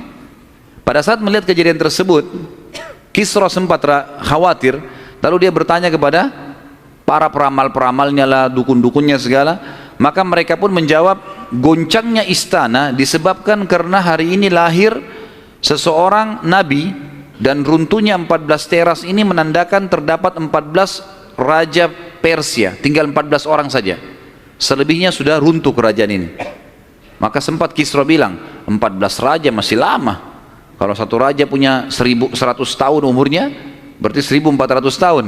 Tapi tanpa disadari oleh Kisra, para ahli sejarah muslim menukil, tanpa membenarkan ramalan ini ya, kita bukan membenarkan, karena ramalan itu semua kalaupun bertepatan karena mereka mencuri, syaitan mencuri berita dari langit, bukan karena mereka tahu, sebagaimana dijelaskan dalam ada hadits Nabi SAW. Dan ternyata setelah Kisra yang pada saat Nabi SAW lahir itu ada, anak-anaknya berselisih pendapat, dan dalam waktu 4 tahun saja terjadi penggantian 10 orang Kisra, mati semua, saling membunuh satu sama yang lain. Ya, dan puncaknya yang terakhir adalah yang ke-14 meninggal di zaman Umar radhiyallahu anhu, pada saat Umar menembus wilayah Persia. Yang ketujuh, padamnya api sesembahan kaum Majus. Jadi ada api yang disembah di beberapa titik di negeri Persia. Jadi mereka buat api besar, dan api itu selalu disembah, tiap hari mereka sembah. Pada saat Nabi SAW lahir, api itu tiba-tiba mati, dan mereka berusaha menyalakan, tidak bisa, selamanya mati. Sampai Persia pada saat itu, seluruh Persia yang menyembah api, apinya mati semua, nggak ada. Mereka mau coba nyalakan, sampai runtuhnya di zaman Umar bin Khattab, nggak ada api mereka. Nggak bisa lagi mereka nyalakan api untuk disembah ya, nggak bisa lagi mereka nyalakan. Setiap kali di wilayah Persia dinyalakan api, mati, padam. Mereka cuma pakai masak, misalnya di situ padam, nggak bisa sama sekali. Yang ke-8, hanyutnya air sungai Sawa. Sungai Sawa ini teman-teman sama dengan sungai Gangga sekarang di India. Di kultus dianggap ini sungai apalah, keramat lah dan seterusnya, gitu kan. Maka orang-orang Persia meyakini sungai Sawa ini adalah sesuatu yang luar biasa. Kalau ada yang mati, mereka bakar, lalu mereka lempar debunya di situ, airnya diambil, dianggap suci, apalah segala macam. Subhanallah, karena sungai ini selalu ditaruh tumbal segala macam. Waktu Nabi SAW lahir, air sungai ini hilang, nggak ada airnya sama sekali, kering. Sampai sungai Sawa dilupain udah, nggak ada lagi sungai. Namanya memang sungai Sawa. Yang ke-9, dan ini agak sedikit kita titik beratkan, adalah kisah Halimah As-Sa'diyah. Tradisi orang Arab dulu teman-teman sekalian, terutama orang-orang Quraisy, setiap bayi lahir selalu dititipkan untuk disusui dan dibesarkan selama 2 tahun di luar kota Mekah, tepatnya di padang pasir. Ada alasan kenapa mereka titipkan anak-anak mereka ke padang pasir sama orang-orang Badui. Yang pertama, agar bahasa Arab fusha anak-anak mereka terjaga. Apa itu bahasa Arab fusha? Bahasa Arab ada 2 macam. Ada bahasa Arab fusha, bahasa aslinya bahasa Arab, dan itu Al-Quran dalam bahasa fusha. Kalau kita belajar bahasa Arab di pesantren atau di kampus-kampus, bahasa Arab yang dipakai bahasa Arab fusha. Dia punya grammar rapi, gitu. Ada bahasa ammiyah, yang kedua, bahasa pasar. Ini bahasanya dialeknya berbeda-beda, Mesir berbeda, Tunis berbeda, Saudi berbeda, dialek bahasa pasarnya berbeda. Ini tidak punya grammar, lebih teracak. Ya mungkin kalau dalam bahasa Inggris dari Inggris sendiri, negeri Inggris dengan dari Amerika, agak berbeda, grammarnya lebih rapi, gitu kan. Tapi kita tidak bahas masalah itu tentunya. Yang jelas orang-orang Quraisy untuk menjaga bahasa fusha, maka mereka menitipkan anak mereka ke Badui, karena orang Badui masih pakai bahasa fusha. Sementara penduduk asli Mekah pada saat itu sudah sering lalang jemaah haji. Jemaah haji ini dari berbagai wilayah. Makanya kita temukan bahasa Arab yang kalau tanda kutip ya, yang paling kacau itu bahasa Arabnya orang Mekah sampai hari ini. Karena bercampur baur antara bahasa Arab dengan bahasa Urdu dengan bahasa Indonesia, dengan campur-campur. Jadi kalau kita ngomong sama mereka tuh nggak jelas kadang-kadang. Memang orang-orang Mekah dikenal begitu, karena memang campur baurnya jemaah haji ini. Karena mereka nggak bisa bahasa Arab, mereka pakai bahasanya. Jadi orang sana terpaksa belajar bahasa Persia, belajar bahasa Melayu, belajar macam-macam. Seperti itulah. Nah, dari zaman dulu memang orang-orang Quraisy sudah khawatir dengan itu, perubahan bahasa. Yang kedua, alasannya kenapa anak-anak mereka dititipkan di padang pasir, karena sisi kesehatan. Padahal zaman dulu belum ada seperti kita ya, masalah kimia-kimia dan segala polusi udara masih belum ada. Tapi orang-orang Quraisy sudah berpikir itu. Anak-anak mereka ditinggalkan di padang pasir untuk menjaga kesehatan tubuh mereka, karena makanannya alami, gitu kan. Hewan-hewan yang langsung disembelih, langsung dimakan, susu kambing yang diminum, memang sehat. Dan juga udara, gitu kan. Serta juga orang-orang Badui ini melatih anak-anak mereka hidup untuk hidup susah, berburulah, membantu orang tuanya, seperti itulah. Nabi SAW pada saat lahir, secara kebetulan wanita-wanita Badui dari suku Sa'diyah kebetulan memang terkenal suka menjual jasa susu ini. Banyak ibu-ibu mereka, wanita mereka yang baru melahirkan, air susunya banyak, mereka pun pergi ke Mekah atau ke kota-kota lain nawarin jasa. Ada yang mau nggak titipin anaknya 2 tahun, kemudian nanti bayar upah gitu.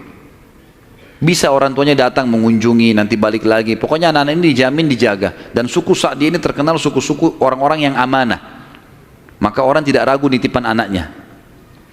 Datanglah beberapa wanita dari Sa'diyah, di antaranya Halimah. Halimah Sa'diyah ini bersama dengan suaminya bernama Harith. Mereka sama-sama rame-rame datang, dan kebetulan kehidupan Harith dan Halimah ini pas-pasan, orang miskin lah. Di rumahnya itu bangunan tua, ada seekor unta yang kurus dan ada 2 ekor jantan dan betina kambing, tapi dua-duanya juga kurus, tidak produktif lagi. Dan Halimah dan Harith punya anak banyak. Mereka akhirnya mengadu nasib pergi ke Mekah. Saat tiba di Mekah, mereka kelilinglah nawarin jasa. Biasanya kalau sudah datang wanita-wanita ini, orang-orang ibu-ibu Mekah pada datang nih, tawarin anaknya dan seterusnya. Mereka keliling-keliling, semuanya menawarkan diri kepada orang-orang kaya karena akan dibayar. Dan pada saat mereka melewati Nabi SAW, mereka menolak. Karena pada saat itu mereka tahunya Nabi SAW tidak memiliki ayah. Abdullah meninggal waktu umur 6 bulan. Siapa yang mau tanggung nih? Abdul Muttalib waktu itu betul Raja Mekah, tapi Abdul Muttalib ini sibuk membiayai jemaah haji, ya, dan memang tidak bisa. Intinya orang-orang perempuan-perempuan saat dia tidak mau menerima Nabi SAW. Semua bawa anak, mau pulang ke kampungnya, tinggal Halimah yang tidak dapat. Lalu suaminya bilang, si Harith, hai Halimah, coba seandainya kamu ambil anak yatim itu, siapa tahu baik buat kita. Maka Halimah pun mengatakan, baiklah, daripada kita pulang dengan tangan kosong, lebih baik kita ambil. Subhanallah, begitu Halimah pegang Nabi SAW, di situ terjadi keberkahan. Waktu datang ke Mekah, Halimah menunggangi keledai, keledainya kurus sekali dan selalu lambat di belakang, sampai teman-temannya Halimah kayak ngolok-ngolok, "Hai Halimah, cepatlah, keledaimu melambatkan kami." Gitu. Dan keledai-keledai yang lain bisa 2 orang naikin, keledai Halimah nggak bisa, jadi Harith selalu megang saja talinya gitu. Waktu dia mengambil Nabi SAW, kejadian aneh yang pertama, yang unik, bukan aneh tapi unik ya, pada saat itu adalah keledainya Halimah tiba-tiba jadi kuat, dan pada saat Halimah naik karena tidak bisa dikontrol, maka Harith pun naik di atasnya, di keledai ini, dan larinya kencang sekali, ninggalin teman-temannya. Sampai teman-temannya Halimah bilang, "Hai Halimah, itu keledai tadi yang kamu pakai ke Mekah." Dia bilang, "Iya, tapi kita nggak bisa ngontrol, ini lari kencang sekali keledainya." Lalu kemudian pada saat tiba di sana, Halimah memiliki tadi saya bilang seekor unta betina yang lemah. Tiba-tiba saja waktu tiba di rumah dilihat untanya gemuk. Ini baru 2-3 hari ditinggalkan, nggak ada yang urus, gemuk sekali untanya. Dan tiba-tiba saja unta betina itu punya kantong susu yang penuh, sehingga Halimah sama Harith memerahnya, dan setiap habis diperah penuh lagi. Biasanya unta butuh makan, minum dulu baru penuh, ini enggak, setiap habis diperah penuh lagi. Dia minum dengan anaknya, dengan istrinya si Harith ini, dengan Halimah minum, kemudian anak-anaknya, dan bahkan sempat dibagi-bagi ke teman-temannya, tetangganya, karena penuhnya. Setiap diperah kasih lagi, penuh lagi, begitu terus ya. Kemudian 2 kambing jantan dan betina yang kurus juga tadi tiba-tiba gemuk, dan tiba-tiba betinanya hamil dan punya anak, dan akhirnya menjadi banyak. Karena banyak, oleh Halimah dan Harith dijuallah beberapa ekor domba ini, dapat duit, dibeli unta jantan, lalu diternak lagi unta jantan ini sama yang betina. Tiba-tiba saja punyanya Halimah ini domba dan unta ini menjadi banyak sekali, dan Halimah serta Harith menjadi orang paling kaya di saat dia. Sampai akhirnya Halimah tidak butuh lagi untuk mengambil anak-anak yang disusui. Berkah luar biasa. Sampai terkenal di suku Sa'diyah pada saat itu, mereka berkata, dimanapun Halimah dan Harith gembalakan dombanya atau untanya, ikutkan, karena pasti gemuk. Dan memang betul, kalau ikut digabungkan berdekatan dengan gembalanya mereka, jadi hebat, jadi bagus, jadi subur, jadi begitu luar biasa berkahnya. Halimah berkata, didongkel dalam buku-buku sejarah tentunya, Muhammad telah tumbuh tidak alami, bukan seperti anak-anak sebayahnya. Pada saat dia umur 2 tahun, perilakunya dan pemahamannya sudah seperti anak 6 tahun. Mudah diberikan penjelasan, tidak suka membuat marah, banyak hal-hal gitu. Saat tiba masa pengembalian, sudah umur 2 tahun, Halimah dan Harith pergi membawa Nabi SAW ke Mekah untuk dikembalikan pada Aminah, tapi mereka memohon-mohon, tolonglah hai Aminah, biarkanlah tinggal bersama kami, anak ini kami akan jaga, lihat sehat Muhammad, gak ada masalah, karena mereka lihat berkahnya, dan kami tidak butuh bayaran, gak usah bayar. Muhammad ini waktu datang luar biasa, kejadiannya begini segala macam. Baiklah, kata Aminah, silahkan dibawa. Tentu Aminah ini bolak-balik ya, melihat anaknya, balik lagi, tapi tinggal di sana. Sampai akhirnya Nabi SAW tinggal di suku Sa'diyah sampai umur 6 tahun. Sampai umur 6 tahun. Nah, di umur 6 tahun ini teman-teman ada kejadian. Waktu Halimah lagi masak, tiba-tiba saja dari kejauhan anaknya lari. Jadi ada anak Halimah laki-laki dan perempuan yang kurang lebih sebaya dengan Nabi SAW. Ada yang lainnya tentu sudah besar-besar. Nah, si laki-laki ini yang lebih tua dari Nabi SAW lari-lari mengatakan, "Wahai ibu, saudaraku dari Quraisy telah dikeroyokin oleh 2 orang. Lihatlah." Maka Halimah ketakutan, keluar dari rumahnya, minta anaknya, "Mana, tunjukin tempatnya." Ditunjukin tempatnya. Begitu dilihat, ternyata Nabi SAW memang tergeletak di tanah. Lalu Halimah nanya, "Hai Muhammad, apa yang terjadi dengan kau?" Dalam riwayat Bukhari itu umpamanya disebutkan ya, bahwasanya Nabi SAW mengatakan, ya, pada saat itu telah datang kepadaku 2 orang laki-laki yang menjatuhkanku ke tanah, kemudian membelah dadahku dan mengeluarkan sesuatu yang hitam darinya, lalu kemudian menutupnya kembali. Nabi SAW dengan polos jawabnya gitu. Maka Halimah pun membuka baju Nabi SAW dan menemukan memang ada bekas jahitan. Karena ketakutan, Akhirnya Halimah bersama Harith membawa pulang Nabi SAW ke Mekah. Hai Aminah, ini anakmu, ini masih sehat ya, utuh, nggak ada apa-apa, ambillah kembali. Aminah kaget, kenapa kalian kembalikan? Dulu kalian yang ngotot mau tahan, kenapa sekarang memohon supaya diambil kembali? Kenapa? Akhirnya kena terdesak, mereka bilang ada kejadian begini dan begitu. Lalu Aminah mengatakan, apakah kalian mengira bahwasanya anakku ini diganggu oleh syaitan? Tidak mungkin, karena pada saat aku sedang hamil aku mimpi ada kalimat yang aku ucapkan, u'idzuhu billahil azim min kulli syarrin wa ainin hasid. Aku berlindung kepada Allah untuk bayi ini dari semua keburukan dan iri dengkinya orang lain. Tapi Halimah dan Harith sudah ketakutan, dikembalikanlah Nabi SAW di umur 6 tahun itu. Di umur 6 tahun ini dia kembali ke pangkuan, Nabi SAW kembali ke pangkuan ibunya Aminah. Tepatnya beberapa bulan setelah kembali, Aminah mengajak Nabi SAW mengunjungi paman-pamannya Aminah di Madinah. Ya, Nabi SAW umur 6 tahun sudah ke Madinah, gitu kan? Tinggal beberapa hari, pada saat pulang menuju ke Mekah, tepatnya di wilayah namanya Rabwah. Rabwah sekarang masih ada wilayah itu tentunya. Mungkin kalau tidak salah sekitar 80 sampai 100 km lah dari kota Mekah, kalau saya tidak salah tentunya ya. Itu Aminah sakit keras dan meninggal di tempat itu dan dikubur di situ. Lalu Nabi SAW dibawa pulang ke Mekah oleh pembantunya Aminah dan diserahkan kepada kakeknya Abdul Muttalib. Dan Abdul Muttalib ini memelihara Nabi SAW dari umur 6 tahun sampai 8 tahun, 2 tahun. Di sini Nabi SAW belajar banyak sekali dari Abdul Muttalib, belajar kepemimpinan, karena Abdul Muttalib ini pemimpin pada saat itu. Nabi SAW selalu di mana kakeknya, di situ dia. Terutama di majlis di Darun Nadwah. Setiap kali duduk selalu dilihat bagaimana dipecahin masalah. Dan Abdul Muttalib ini memiliki sebuah tempat duduk yang tidak boleh ada orang duduk situ, termasuk anak-anaknya. Paman-paman Nabi SAW semua tidak boleh duduk. Tapi Nabi SAW setiap hari kalau datang lebih dulu dari kakeknya, dia duduk di kursi situ. Umur 8 tahun. Setiap kali paman-pamannya usir, dia suruh pindahin karena dianggap anak kecil. Nabi SAW mengeluh sama kakeknya, ini paman-paman saya larang saya. Maka Abdul Muttalib mengatakan, jangan larang anak ini, biarkan dia duduk di sini. Yang lain tidak boleh kecuali dia. Maka kata ahli sejarah, Nabi SAW belajar banyak sekali hal, diantaranya bagaimana dia menjadi tokoh masyarakat. Baru 6-8 tahun ya. Di umur 8 tahun meninggallah Abdul Muttalib, kakek Nabi SAW. Kemudian diambil alih dan dipelihara oleh pamannya Abu Talib.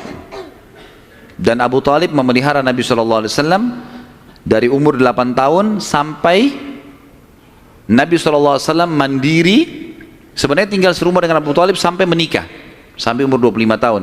Tapi Nabi SAW waktu itu mulai 8 tahun, karena Abu Talib ini pamannya orang miskin, maka beliau pun akhirnya niat ingin membantu. Abu Talib seringkali dititipkan amanah gembalaan domba oleh masyarakat Mekah, maka Nabi SAW pun mengambil alih dan memelihara domba-domba itu, datang ke padang pasir, digembalakan. Dan ini teman-teman sekalian perlu digarisbawahi, memang semua nabi-nabi dengan hikmah Allah memang dibuat atau di awal-awal umur mereka sebelum dinobatkan jadi nabi mengembala domba. Kata Nabi SAW, tidak ada seorang nabi pun kecuali menjadi pengembala domba sebelum masa penobatan. Sebagian ulama tentu membahas masalah domba ini karena domba-domba ini hewan-hewan yang lembut, kalau mereka makan mereka tidak rebutan, artinya mereka mengelompok di padang pasir. Dan pada saat lagi nunggu gembala, orang pengembala ini bisa bertafakur, melihat langit luas, menunggu berjam-jam. Jadi itu juga ada diantara hikmahnya. Nabi SAW ini mengembala teman-teman sekalian dari umur 8 tahun sampai umur 21 tahun mengembala domba ya. Ini umur di mana Nabi SAW pada saat itu mengembala atau menjaga gembalaan ini. Tentu di atas umur 21 tahun baginda Nabi SAW sudah mulai terjun ke bisnis, sudah mulai terjun ke bisnis, meninggalkan gembala domba, kemudian mulai berusaha. Di antara yang dilakukan oleh Nabi SAW adalah membeli beberapa produk di pasar Ukaz, pasar khasnya orang Mekah ya. Kalau yang saya pernah kumpulkan informasi, kalau tidak salah memang lokasinya di pasar Seng dulu itu, Tapi sekarang Pasar Senen juga sudah dihancurin ya. Dan teman-teman yang belum pernah ke sana belum tahu, tapi yang sudah berangkat dulu tahu. Di situ sudah terkenal pasar dari dulu, tapi sekarang sudah diratakan jadi jalanan dan bangunan. Nabi SAW mulai di umur 21 tahun berdagang, dan di hari pertama beliau berdagang, beliau mengambil barang-barang kemudian beliau menjualnya. Ada satu orang yang datang membeli dagangan Nabi SAW, membeli dagangan Nabi SAW. Orang ini dari luar Mekah. Dia datang, ini umur Nabi sudah 21 tahun ya, sudah tinggalin gembalaan, sekarang mulai masuk bisnis. Pada saat Nabi SAW transaksi sama orang ini mengatakan, ini saya bayar cash, hai Muhammad, saya titipin barangnya. Setelah tawaf, saya akan ambil. Orang ini umroh, gitu kan. Tentu dengan cara umroh pada saat itu ya, mereka sambil menyembah berhala dan seterusnya. Ini syariat Nabi Ibrahim yang masih tertinggal. Ternyata orang ini setelah selesai umroh, dia pulang ke kampungnya, dia lupa kalau dia sudah transaksi dengan seorang masyarakat Mekah bernama Muhammad ini sallallahu alaihi wasallam. Maka orang ini pulang ke kampungnya, 3 hari kemudian baru diingat sama dia. Diingat dia transaksi. Kalau tidak salah bahkan kampungnya orang ini 3 hari dari Mekah. Jadi 3 hari pergi, dia setelah 3 hari perjalanan tiba di kampungnya, 3 hari kemudian baru ingat, sudah 6 hari. 3 hari lagi kembali ke Mekah, 9 hari. Begitu tiba di Mekah, dia buru-buru ke pasar Ukaz. Dia kaget melihat Nabi SAW dalam kondisi yang sama, menjaga barangnya, tidak bergerak di situ terus. Waktu itu belum ada penyumbatan jadi Nabi ya, belum ada syariat, belum ada apa-apa. Lalu orang itu bertanya, hai Muhammad, apakah kau menunggu dari pertama saya terhadap kamu di barang ini? Dia bilang iya, karena anda mengatakan suruh tunggu. Gara-gara itu keluar julukan Muhammad Al-Amin, orang yang paling bisa terpercaya. Ternyata subhanallah, kejadian ini membuat satu Mekah tersebar, bahkan banyak di wilayah-wilayah sekitar Jazirah terkenal ada orang di Mekah yang bisa dipercaya namanya Muhammad. Akhirnya orang-orang Mekah pada datang mengamanahkan titipan-titipannya. Dan semenjak itu Nabi SAW menjadi pedagang yang sangat sukses. Salah satu strategi dagang Nabi SAW adalah setiap orang titipin macam-macam, jadi sekian banyak orang menitip. Termasuk yang menitip sama beliau adalah Khadijah, seorang pedagang, seorang janda kaya yang memang memiliki harta. Dan Nabi SAW punya strategi dagang. Dagangnya adalah beliau mengambil uang-uang titipan orang di Mekah, lalu ditransaksikan, beli produk Mekah. Apa saja produk Mekah? Semua pedagang pada saat itu tidak terkecuali, semuanya mereka bawa emas, mereka bawa perak ke negeri Syam, baru mereka beli barang dari negeri Syam, dibawa ke Mekah baru transaksi. Jadi cuma 1 kali transaksi saja. Nabi SAW tidak. Uang itu semua dijadikan barang dari Mekah, dibeli semua barang-barang Mekah, dibawa ke negeri Syam. Barang-barang ini dijual di negeri Syam. Laku, dibelikan barang di negeri Syam, dibawa ke Mekah. Jadi double untungnya. Karena ini teman-teman sekalian, Nabi SAW menjadi pada saat itu salah satu orang terkayanya Mekah. Dan ini sekaligus membantah statement para orientalis mengatakan Muhammad, kita tentu mengatakan SAW, menikah dengan janda kaya karena dia miskin. Ini salah sekali. Karena Nabi SAW di fase dari 21 tahun sampai 25 tahun menikah dengan Khadijah itu sudah menjadi pengusaha yang sukses. Makanya beliau pada saat menikah dengan Khadijah, maharnya 20 ekor unta. 1 unta ratusan juta jumlahnya, harganya. Anggap kita hitung 100 juta saja, kalau 20 berarti 2 miliar. Ada antum sini melamar 2 miliar? Paling perangkat sholat. Jangan tersinggung. Jadi Nabi SAW melamar Khadijah dengan 20 ekor unta. Ini dusta orang kalau mengatakan Nabi SAW orang miskin. Dari mana? Pengusaha sukses, gitu kan? Dan waktu itu umurnya masih 25 tahun. Baik teman-teman sekalian, saya akan tutup pertemuan kita ini dengan, nanti kita akan kembali ke kisah Khadijah ya, radhiyallahu anha, nanti pernikahannya dengan Nabi SAW segala. Tapi ada kejadian yang perlu saya titik beratkan. Kejadian pada saat umur Nabi SAW 12 tahun. Kita review dulu kembali. Waktu umur 12 tahun, kan beliau dari umur 8 tahun sampai menikah kan tinggal sama Abu Talib. Dan Nabi SAW punya akhlak yang baik sekali, mulia sekali. Sampai Abu Talib itu sendiri malu dengan Nabi SAW di umur 8 tahun. Anaknya Abu Talib banyak. Kalau istrinya Abu Talib lagi siapin makan, anak-anaknya pada berebut. Nabi SAW duduk di pojok rumah, enggak sama sekali, enggak berebut. Nanti kalau selesai makan ada sisanya beliau makan. Sallallahu Alaihi Wasallam. Punya akhlak yang mulai dari masih kecil. Sampai Abu Talib bilang sama istrinya, khusus untuk Muhammad sisipkan makanan, karena dia tidak ikut berebut sama mereka, gitu kan.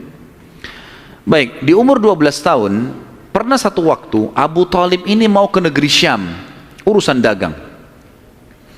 Pertama kalinya Nabi SAW, biasanya Nabi ini selalu pemalu, nggak banyak minta dan nuntut ke pamannya. Khusus pada saat itu Nabi SAW bergantung di bajunya Abu Talib, nggak mau lepasin. Pokoknya dia mau ikut. Abu Talib heran, nggak pernah Nabi SAW berperilaku begini. Musyawarah sama istrinya, nggak pernah Muhammad begini. Kenapa seperti ini? Pasti ada sesuatu gitu. Maka setelah musyawarah, kayaknya dibawa aja deh. Dibawalah ke negeri Syam. Pergilah Nabi SAW bersama dengan Abu Talib dan kafilahnya. Pada saat mau tiba di negeri Syam, sebelum tiba di negeri Syam, kafilah ini melewatin sebuah gereja, teman-teman sekalian, dan di situ ada satu pendeta bernama Bahira.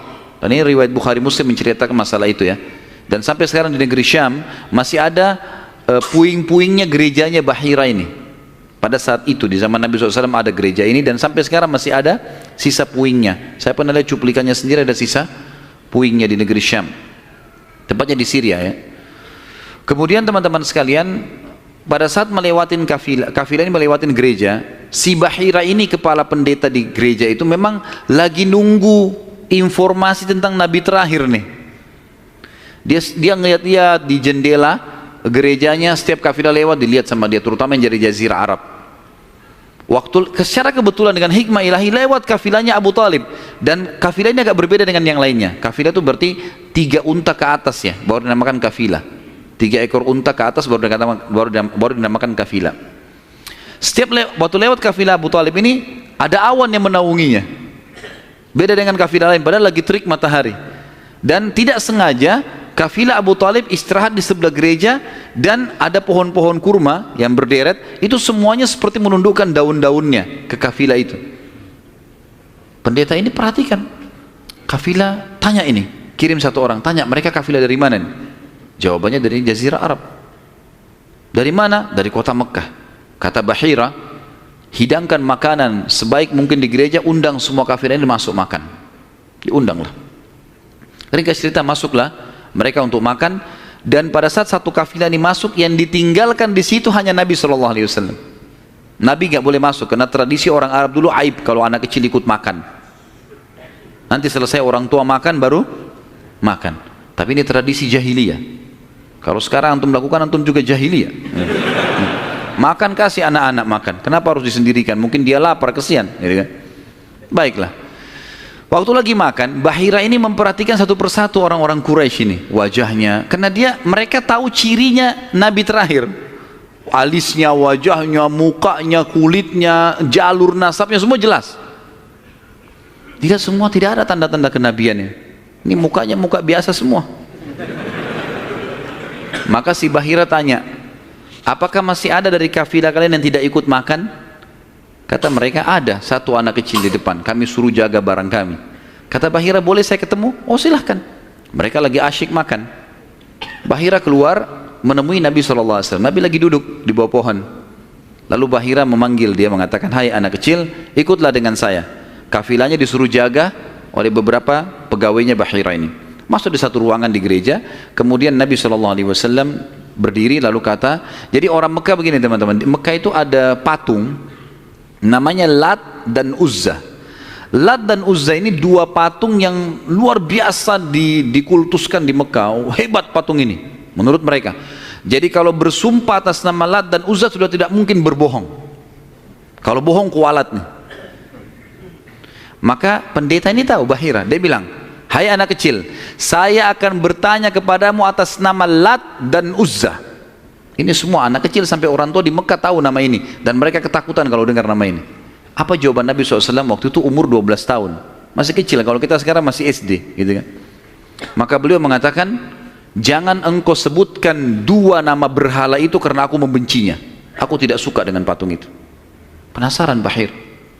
Diperhatikan wajahnya, alisnya, matanya Nabi SAW. Perlu teman-teman tahu ya, ciri fisik Nabi SAW itu luar biasa. Tersebutkan secara rinci di Taurat dan Injil. Allah mengatakan dalam Al-Quran, A'udzubillahi minasyaitonirrajim, ya'rifunahu kama ya'rifuna abna'ahum.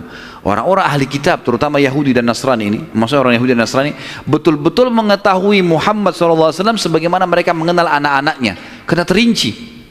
Disebutkan dalam hadis, alis Nabi SAW seperti busur panah yang lebar, berwarna hitam dan tebal. Bola mata beliau SAW besar, kelopaknya, dan dipenuhi dengan bulu mata yang lebat. Bola matanya putihnya putih bersih, hitamnya hitam pekat. Hidungnya yang mancung, bibir, dahi dan pipi yang setara dengan wajah, tidak oval dan juga tidak bulat, gitu kan. Kulitnya sangat putih sampai Nabi SAW pipinya kemerah-merahan. Jadi sangat tampan, luar biasa. Sampai ahli hadis mengatakan, kalau Yusuf alaihissalam diberikan sepertiga kegagahan dunia, maka Nabi SAW memberikan seluruh kegagahan dunia. Tidak pernah ada orang melihat Nabi SAW tidak suka. Manusia terbaik, pilihan, paling sempurna nasabnya, paling sempurna ilmunya, fisiknya, segala-galanya. Bahira memperhatikan Nabi SAW, ini semua ciri yang disebutkan dalam Injil ada. Dia masih bimbang, dia ingin buktikan satu hal. Apa itu? Dalam Taurat dan Injil juga disebutkan setiap nabi itu punya tanda kenabian. Apa tanda kenabian teman-teman sekalian? Sebuah daging yang menggumpal di pundak sebelah kanan, dan daging itu berwarna merah kehitam-hitaman dan memiliki bulu yang lebat. Maka Bahira berkata, hai anak kecil, apa kau izinkan saya untuk melihat punggungmu? Dia mengatakan, iya silakan. Dibukalah oleh Nabi SAW. Begitu dia lihat tanda itu, lalu Bahira menciumnya dan mengatakan, kaulah orangnya. Tapi garis bawah satu hal ya, tanda ini tanda kenabian. Sudah selesai dengan Nabi Muhammad SAW. Jadi kalau di punggung antum ada dusta semua itu. Tidak ada hubungannya sama Nabi. Loh ya, karena banyak orang yang ngaku-ngaku Nabi nih. Kata Nabi SAW, akan datang 50 dajjal, pendusta, setelah aku meninggal, mengaku semuanya Nabi. Mereka semua pendusta, aku penutup para Nabi dan Rasul, gitu kan. Karena ada orang mengaku gitu. Jadi ini khas untuk nabi-nabi dan sudah ditutup dengan Nabi Muhammad SAW. Sudah habis ceritanya. Nah, jadi kalau ada yang gumpal-gumpal itu daging numpang aja. Pada saat itu Bahira pun membawa Nabi SAW masuk ke dalam ruangan makan, lalu berkata, siapa walinya anak ini? Wali, ya. Siapa walinya anak ini? Kata Abu Talib, saya ayahnya. Abu Talib berkata, pamannya. Kata Bahira, tidak mungkin kau ayahnya. Anak ini mati ayahnya waktu dia masih 6 bulan di perut ibunya. Pendeta di negeri Syam tahu. Anak ini meninggal ayahnya waktu dia umur 6 bulan di perut ibunya. Dan ibunya meninggal pada saat dia umur 6 tahun. Serta dia dibina dan dididik. Dibina itu maksudnya dikasih, kalau bahasa Arab itu bina itu berarti seperti bangunan itu dibanguni, dididik, dibesarkan dan seterusnya oleh kakeknya sampai umur 8 tahun. Dan kalau kau benar kerabatnya, kau adalah pamannya. Abu Talib kaget, dari mana anda tahu semua itu? Benar semua. Dia bilang, kami temukan dalam kitab kami. Ketahuilah, keponakan kau ini adalah nabi terakhir yang sedang ditunggu oleh orang-orang. Dan kalau orang Yahudi tahu dia dari turunan Arab, maka pasti mereka akan membunuhnya sebagaimana mereka berusaha membunuh Isa alaihissalam. Kalau mereka tidak suka, mereka tolak, gitu kan. Maka jangan bawa ke negeri Syam, bawa pulang ke Mekah segera. Akhirnya dibawa pulanglah Nabi SAW ke Mekah pada saat itu. Waktu dibawa pulang ke Mekah, setelah tiba di Mekah, maka ada kejadian kecil di sini, dan kita tutup dengan ini tentunya. Waktu sudah pulang ke Mekah, Abu Talib sudah mulai ketakutan karena dia sudah dengar informasi tentang ponakannya nih. Zaman dulu juga teman-teman sekalian, ada tradisi buruk ini sebenarnya, tradisi buruk juga. Seringkali dukun-dukun dan peramal ini menjual jasa. Mereka datangin negeri-negeri atau kota-kota, tawarin jasa. Datang, tancapin kemah, kemudian mereka jual jasa. Ayo siapa yang mau diramal, bayar, gitu kan. Seperti itulah. Waktu itu pas Abu Talib tiba di Mekah, pas peramal-peramal lagi masuk di Mekah, maka orang-orang Mekah bawa anaknya suruh ramal, lihat mukanya, lihat tangannya, lihat segala macam. Pada saat itu teman-teman sekalian, Abu Talib ingin mengetes. Dia bawa Nabi SAW, dicari sama dia, mana pimpinannya dukun nih, peramal-peramal nih. Ditemukan lalu dibawalah Nabi SAW waktu masih kecil, umur 12 tahun tadi dibawa. Terus pimpinan peramal itu dalam kisah, dalam buku-buku sejarah disebutkan memandang Nabi SAW dengan pandangan yang sangat tajam. Dan dia tidak bicara apa-apa. Dia mengatakan, tahan anak ini. Lalu dia masuk ke kemahnya. Kemungkinan dia bicara sama dukun, sama setan-setannya nih. Karena kan dukun. Ini saya nggak bisa tebak anak ini nih. Abu Thalib lihat pimpinan ini, biasanya dia kalau anak-anak Mekah datang, oh ini nasibnya begini, sudah bawa, bayar. Seperti itulah. Ini enggak. Lama dalam kemah. Abu Thalib ketakutan, dibawa Nabi SAW. Dan Abu Thalib titip pesan, kalau dia tanya, jangan sebutin di mana anak ini. Dibawalah Nabi SAW pulang ke rumah, Abu Thalib kembali ke situ. Lama, baru dukun itu keluar, peramal itu keluar dari kemahnya. Lalu dia teriak, mana anak tadi itu di sini? Nggak ada yang nyaut, karena Abu Thalib sudah titip pesan. Abu Thalib waktu itu termasuk anaknya Abdul Muttalib, Raja Mekah. Tapi Abu Thalib tidak dinobatkan jadi raja pada saat itu kan. Maka mereka diam. Yang kedua kali, mana anak itu di sini? Sampai 3 kali.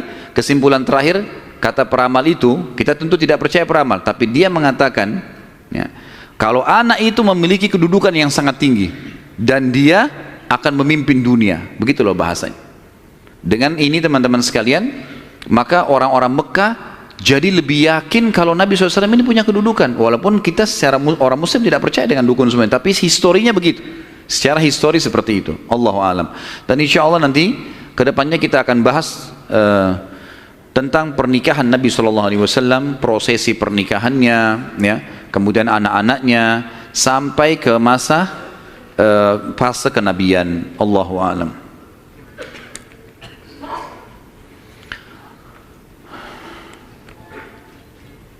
Saya akan baca pertanyaan dan saya berharap pertanyaan sesuai dengan tema teman-teman sekalian.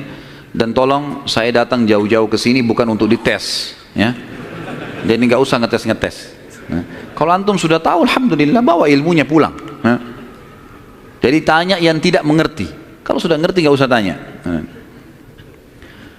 Apakah riwayat yang mengatakan bahwa Hamzah radhiyallahu anhu seumuran dengan Rasulullah SAW itu salah? Karena dari riwayat yang antum ceritakan, Hamzah lebih tua dari Abdullah. Mohon penjelasan riwayat-riwayatnya. Yang dimaksud dalam riwayat Nabi SAW sebaya, bukan seumur dengan Hamzah. Sebaya, orang-orang Arab itu membahasakan sebaya itu seperti orang yang setara postur tubuhnya, ya, dekat paras wajahnya. Jadi bukan masalah umur. Karena jelas sekali anak Abu Talib, Abdul Muttalib yang paling musuh Abdullah. Hamzah kakaknya memang, kakak Abdullah, gitu kan. Ya, itu dimaksud dengan sebaya. Makanya waktu Hamzah terbunuh di perang Uhud itu memang diceritakan sudah tua, gitu kan? Radhiyallahu anhum. Kalau Nasrani dulu beriman, tapi kok sekarang tidak beriman kepada Allah? Tanya mereka. Kenapa tanya saya? Hah? Salah pertanyaan ini. Kenapa sekarang tidak beriman, kan gitu? Baiklah, saya berikan gambaran saja, mudah-mudahan masuk. Orang-orang Nasrani, di antara tafsir Al-Fatihah yang disebutkan oleh Ibnu Abbas radhiyallahu anhu, ghairil maghdubi alaihim waladdallin, bukan orang-orang yang kau murkahi ya Allah dan bukan orang-orang yang sesat. Kata Ibnu Abbas, ini Ibnu Abbas hibr ummah, ini ulamanya sahabat terutama dalam ilmu tafsir, gitu kan. Beliau mengatakan maghdubi alaihim, orang yang dimurkai adalah Yahudi, dhalin, sesat adalah orang-orang Nasrani. Lalu dirincikanlah kenapa Allah murka dengan orang Yahudi. Karena Yahudi tahu betul kebenaran Islam tapi mereka nolak. Dan bukan cuma Nabi Muhammad SAW, mereka sudah menolak Nabi Isa sebelumnya. Padahal alasannya mereka nolak sekarang masuk Islam karena mereka bilang Nabi terakhir dari Bani Israel, bukan dari Arab. Karena Arab kami nggak mau. Tapi ini dusta. Karena Nabi Isa sebelumnya sudah dari Bani Israel, tapi mereka tidak mau imani. Jadi dusta saja gitu. Maka Ibnu Abbas mengatakan maghdubi alaihim, orang-orang Yahudi. Kemudian Nasrani dhalin, Yahudi tahu kebenaran tidak mau diikuti maka Allah murka. Dhalin adalah sesat. Sesat kenapa? Sesat maksudnya apa? Orang sesat jalan berarti dia tidak punya ilmu, kan gitu. Orang-orang Nasrani mau menyebarkan agama mereka tapi mereka salah dengan mengatakan Trinitas misalnya, gitu kan. Sementara Allah mengatakan lam yalid wa lam yulad, gitu. Dan memang dalam agama dalam kelompok Nasrani sekarang masih ada kelompok Nasrani yang mentauhidkan Allah. Umumnya yang dapat hidayah dari mereka-mereka ini. Tapi kalau orang yang mengatakan Trinitas ini biasanya sudah terdoktrin dengan keyakinan itu, dan Allah sudah mengatakan, A'udzubillahi minasyaitonirrajim, laqad kafara alladziina qalu innallaha tsalitsu tsalatsa. Telah kafir orang-orang yang mengatakan Allah itu atau Trinitas ya. Saya sarankan teman-teman, saran saya ya, tentu saya tidak kenal orang ini, tapi saya sendiri melihat cuplikan di YouTube yang disampaikan benar. Saya tidak belum ikutin semua serialnya, tapi saya melihat orang ini, dia ahli sejarah dari Palestina, dan dia coba mengangkat tentang kenapa bisa ada Nasrani yang mengatakan Trinitas dan ada yang juga masih mentauhidkan Allah. Namanya Jihad Turbani. Jihad Turbani ini kalau teman-teman ketik, insya Allah sudah ada terjemahan bahasa Indonesia. Ada salah satu serialnya, dia menjelaskan tentang perpecahan Nasrani dan sebab-sebab, kemudian kapan terjadi, bahkan orang-orang yang mengatakan Trinitas membunuh orang-orang Nasrani yang bertauhid kepada Allah. Banyak hal yang dibongkar sama dia. Mungkin ini lebih banyak memberikan jawaban kepada penanya, insya Allah, gitu kan? Saya sarankan begitu, dan insya Allah cuplikannya nggak lama, 15 menit, 20 menit gitu. Apakah Lat berhala adalah keturunan dari Abdul Manaf? Tidak pernah ada riwayat masalah itu. Allahu a'lam. Tanya sesuatu yang ada isinya, gitu. Karena kalau Lat nama patung, kalau mau ditanya keturunan Abdul Manaf, tidak ada sesuatu yang kita bisa ambil. Artinya tidak perlulah dia keturunan Abdul Manaf atau bukan, nggak penting buat kita, gitu ya. Apakah Najasyi di zaman Abraha sama dengan Najasyi yang di zaman Nabi SAW yang menerima beberapa sahabat di Habasyah? Tentu saja bukan. Tentu saja bukan.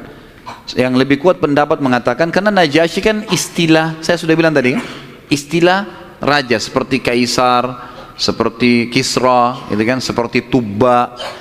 Jadi dibawa si siapa namanya Najasyi ini, itu nama induknya, nanti ada nama-nama orang lagi. Yang lebih kuat yang saya temukan dalam buku-buku sejarah bukan yang hidup di zaman Nabi SAW, karena ini jauh di zaman Abraha, ya, masih jauh sebelum Nabi SAW lahir malah. Allahu alam. Ya. Sudah? Baik. Mungkin begitu dulu saya teman-teman sekalian. Sesuai tema nggak? Karena ada saya temukan banyak orang tidak sesuai dengan tema. Ada juga orang yang sengaja ngetes. Lempar pertanyaan, sengaja ngetes, terulang-ulang, dan sekarang itu yang banyak dipelintir-pelintir di YouTube tuh. Diambil lagi tanya jawab, dipelintir lagi, dibuat masalah lagi. Untuk apa ini semua? Kalau ada teman-teman yang hadir di sini, saya nasihati bertakwa kepada Allah. Hadir majelis ilmu niat untuk ilmu. Sudah faham ya sudah, amalkan. Semua ada pertanggungjawaban di hadapan Allah SWT. Dan saya manusia biasa, ikhwan akhwat sekalian. Saya bisa salah kan gitu.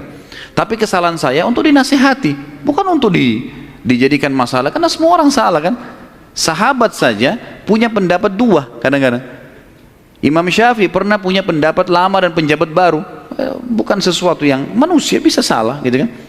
Imam Abu Hanifah, Imam Ahmad, 4 imam mazhab ini mereka punya pendapat lama dan pendapat baru. Kadang-kadang diperbaiki dengan pendapat yang baru karena dulu pernah keliru.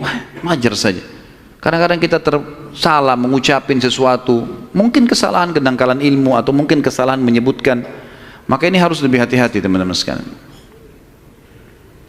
Bagaimana menanggapi tuduhan non-muslim mengenai kematian Rasulullah SAW yang katanya beliau meninggal karena diracuni oleh wanita Yahudi sewaktu di Khaybar? Semoga anak ustadz yang sedang sakit diberi kesembuhan. Jazakallah khair. Amin insyaallah. Tentu kalau saya pribadi, saya bukan menemukan itu pendapat Nasrani. Itu pendapat sebagian ahli sejarah muslim. Karena memang Nabi SAW, nanti akan kita bahas di fase Khaybar, peperangan Khaybar, beliau sempat dihidangkan memang makanan racun. Dan ada satu sahabat yang memakan makanan yang sama racunnya, itu lumpuh sahabat itu, dan meninggal beberapa waktu setelah lumpuh karena ganasnya racun itu. Maka sebagian ahli sejarah muslim mengatakan Nabi SAW berkumpul pada beliau berkumpul pada dua hal kemuliaan pada saat meninggal dalam keadaan Nabi dan meninggal pada saat mati syahid. Ini ijtihadnya sebagian ulama, tapi kita tidak ambil pendapat orang-orang Nasrani. Ini pendapat memang sejarawan muslim. Allahu a'lam. Baik, sampai sini insya Allah bahasan kita, dan kita akan lanjutkan nanti dengan izin Allah, kalau Allah masih panjangkan umur dan berkahi, bulan depan insya Allah masalah menikahnya Nabi SAW dengan Khadijah, keturunannya, kemudian beberapa hal yang berhubungan dengan itu. Kemudian kita masuk insya Allah ke masalah fase penobatan kenabian, insya Allah, biidznillah. Mungkin begitu. Semoga apa yang kita bahas pada hari ini bermanfaat buat kita semua, dan semoga semua dosa yang pernah kita lakukan dimaafkan oleh Sang Pencipta Allah dan diganti menjadi pahala dengan kemahamurahannya, dan semoga semua amal yang pernah kita kerjakan diterima olehnya. Semua sisa umur kita ke depan diberkahi, baik di keluarga, di harta, di keturunan, kemudian juga puncaknya kita masuk surga tanpa hisab. Dan kita selalu mendoakan saudara kita di Palestina, di Syria, di Yaman, di Irak, di Myanmar, di Ahsa, dimanapun mereka berada sedang tertindas. Semoga Allah ikhlaskan niat mereka, terima para syuhada mereka, muliakan Islam di tangan mereka dan tangan kita semua, dan semoga Allah dengan kemahamurahannya menyatukan kita semua di surga firdausnya tanpa hisab. Kalau ada benar dari Allah, kalau ada salah dari saya mohon dimaafkan. Sebelum kafaratul majlis, saya mengajak teman-teman sekalian untuk kembali ke web resmi di www.khalidbasalamah.com, dan saya ingatkan, kalau ada teman-teman yang ingin menyebarkan ceramah, maka saya sarankan tidak ada komersial, jangan dikomersialkan, gitu kan. Kalau dikomersialkan akhirnya nanti antum memaksakan diri untuk memberikan judul yang menggelitik lah dan seterusnya, dan ini akhirnya menjadi sumber fitnah yang menjadi kemana-mana gitu. Jadi ada satu orang bahkan sempat memasukkan email ke tim kami lalu mengatakan, kenapa Ustadz sekarang menahan ceramah-ceramah ini? Apakah Ustadz lebih mendahulukan dunia daripada akhirat? Gara-gara dianya mengomersialkan ceramah ini. Kemudian kami tahan komersial itu, tidak boleh lagi dikomersialkan. Kalau tim kami yang mengomersialkan itu hak, karena kita yang shooting, kita yang segala, itu hak umum saja, tidak ada pelanggaran agama. Tapi teman-teman ini mengomersialkan, lalu kemudian dia bersangka buruk, gitu. Mengatakan saya sudah mengupload sekian ratus ceramah, lalu ada si fulan sekian ratus ceramah, sekian bulan, kenapa harus ditahan? Gitu. Kami nggak tahan, asal tidak dikomersialkan. Tapi komersial melanggar akad, kan itu. Jadi tidak boleh sama sekali teman-teman sekalian. Cukup dengarkan, sebarkan sebagai hal yang bermanfaat. Kemudian juga insya Allah besok subuh biidznillah kita akan bahas buku, bedah buku judulnya Akibat Makanan Haram. Dan teman-teman bisa temukan bukunya insya Allah dengan panitia masjid. Itu buku kecil dan insya Allah kita akan bahas secara terinci. Mudah-mudahan Allah mudahkan, insya Allah kita selesaikan juga. Dan temanya sudah diangkat sebenarnya di YouTube. Kemarin tablik akbar di Makassar sekitar 2 jam lebih. Tapi besok mungkin karena waktu kita kepepet, saya akan masuk ke poin-poin intinya. Allahu a'lam. Subhanakallahumma bihamdika asyhadu an la ilaha illallah astaghfirullah wa atubu ilaih. Wassalamualaikum warahmatullahi wabarakatuh.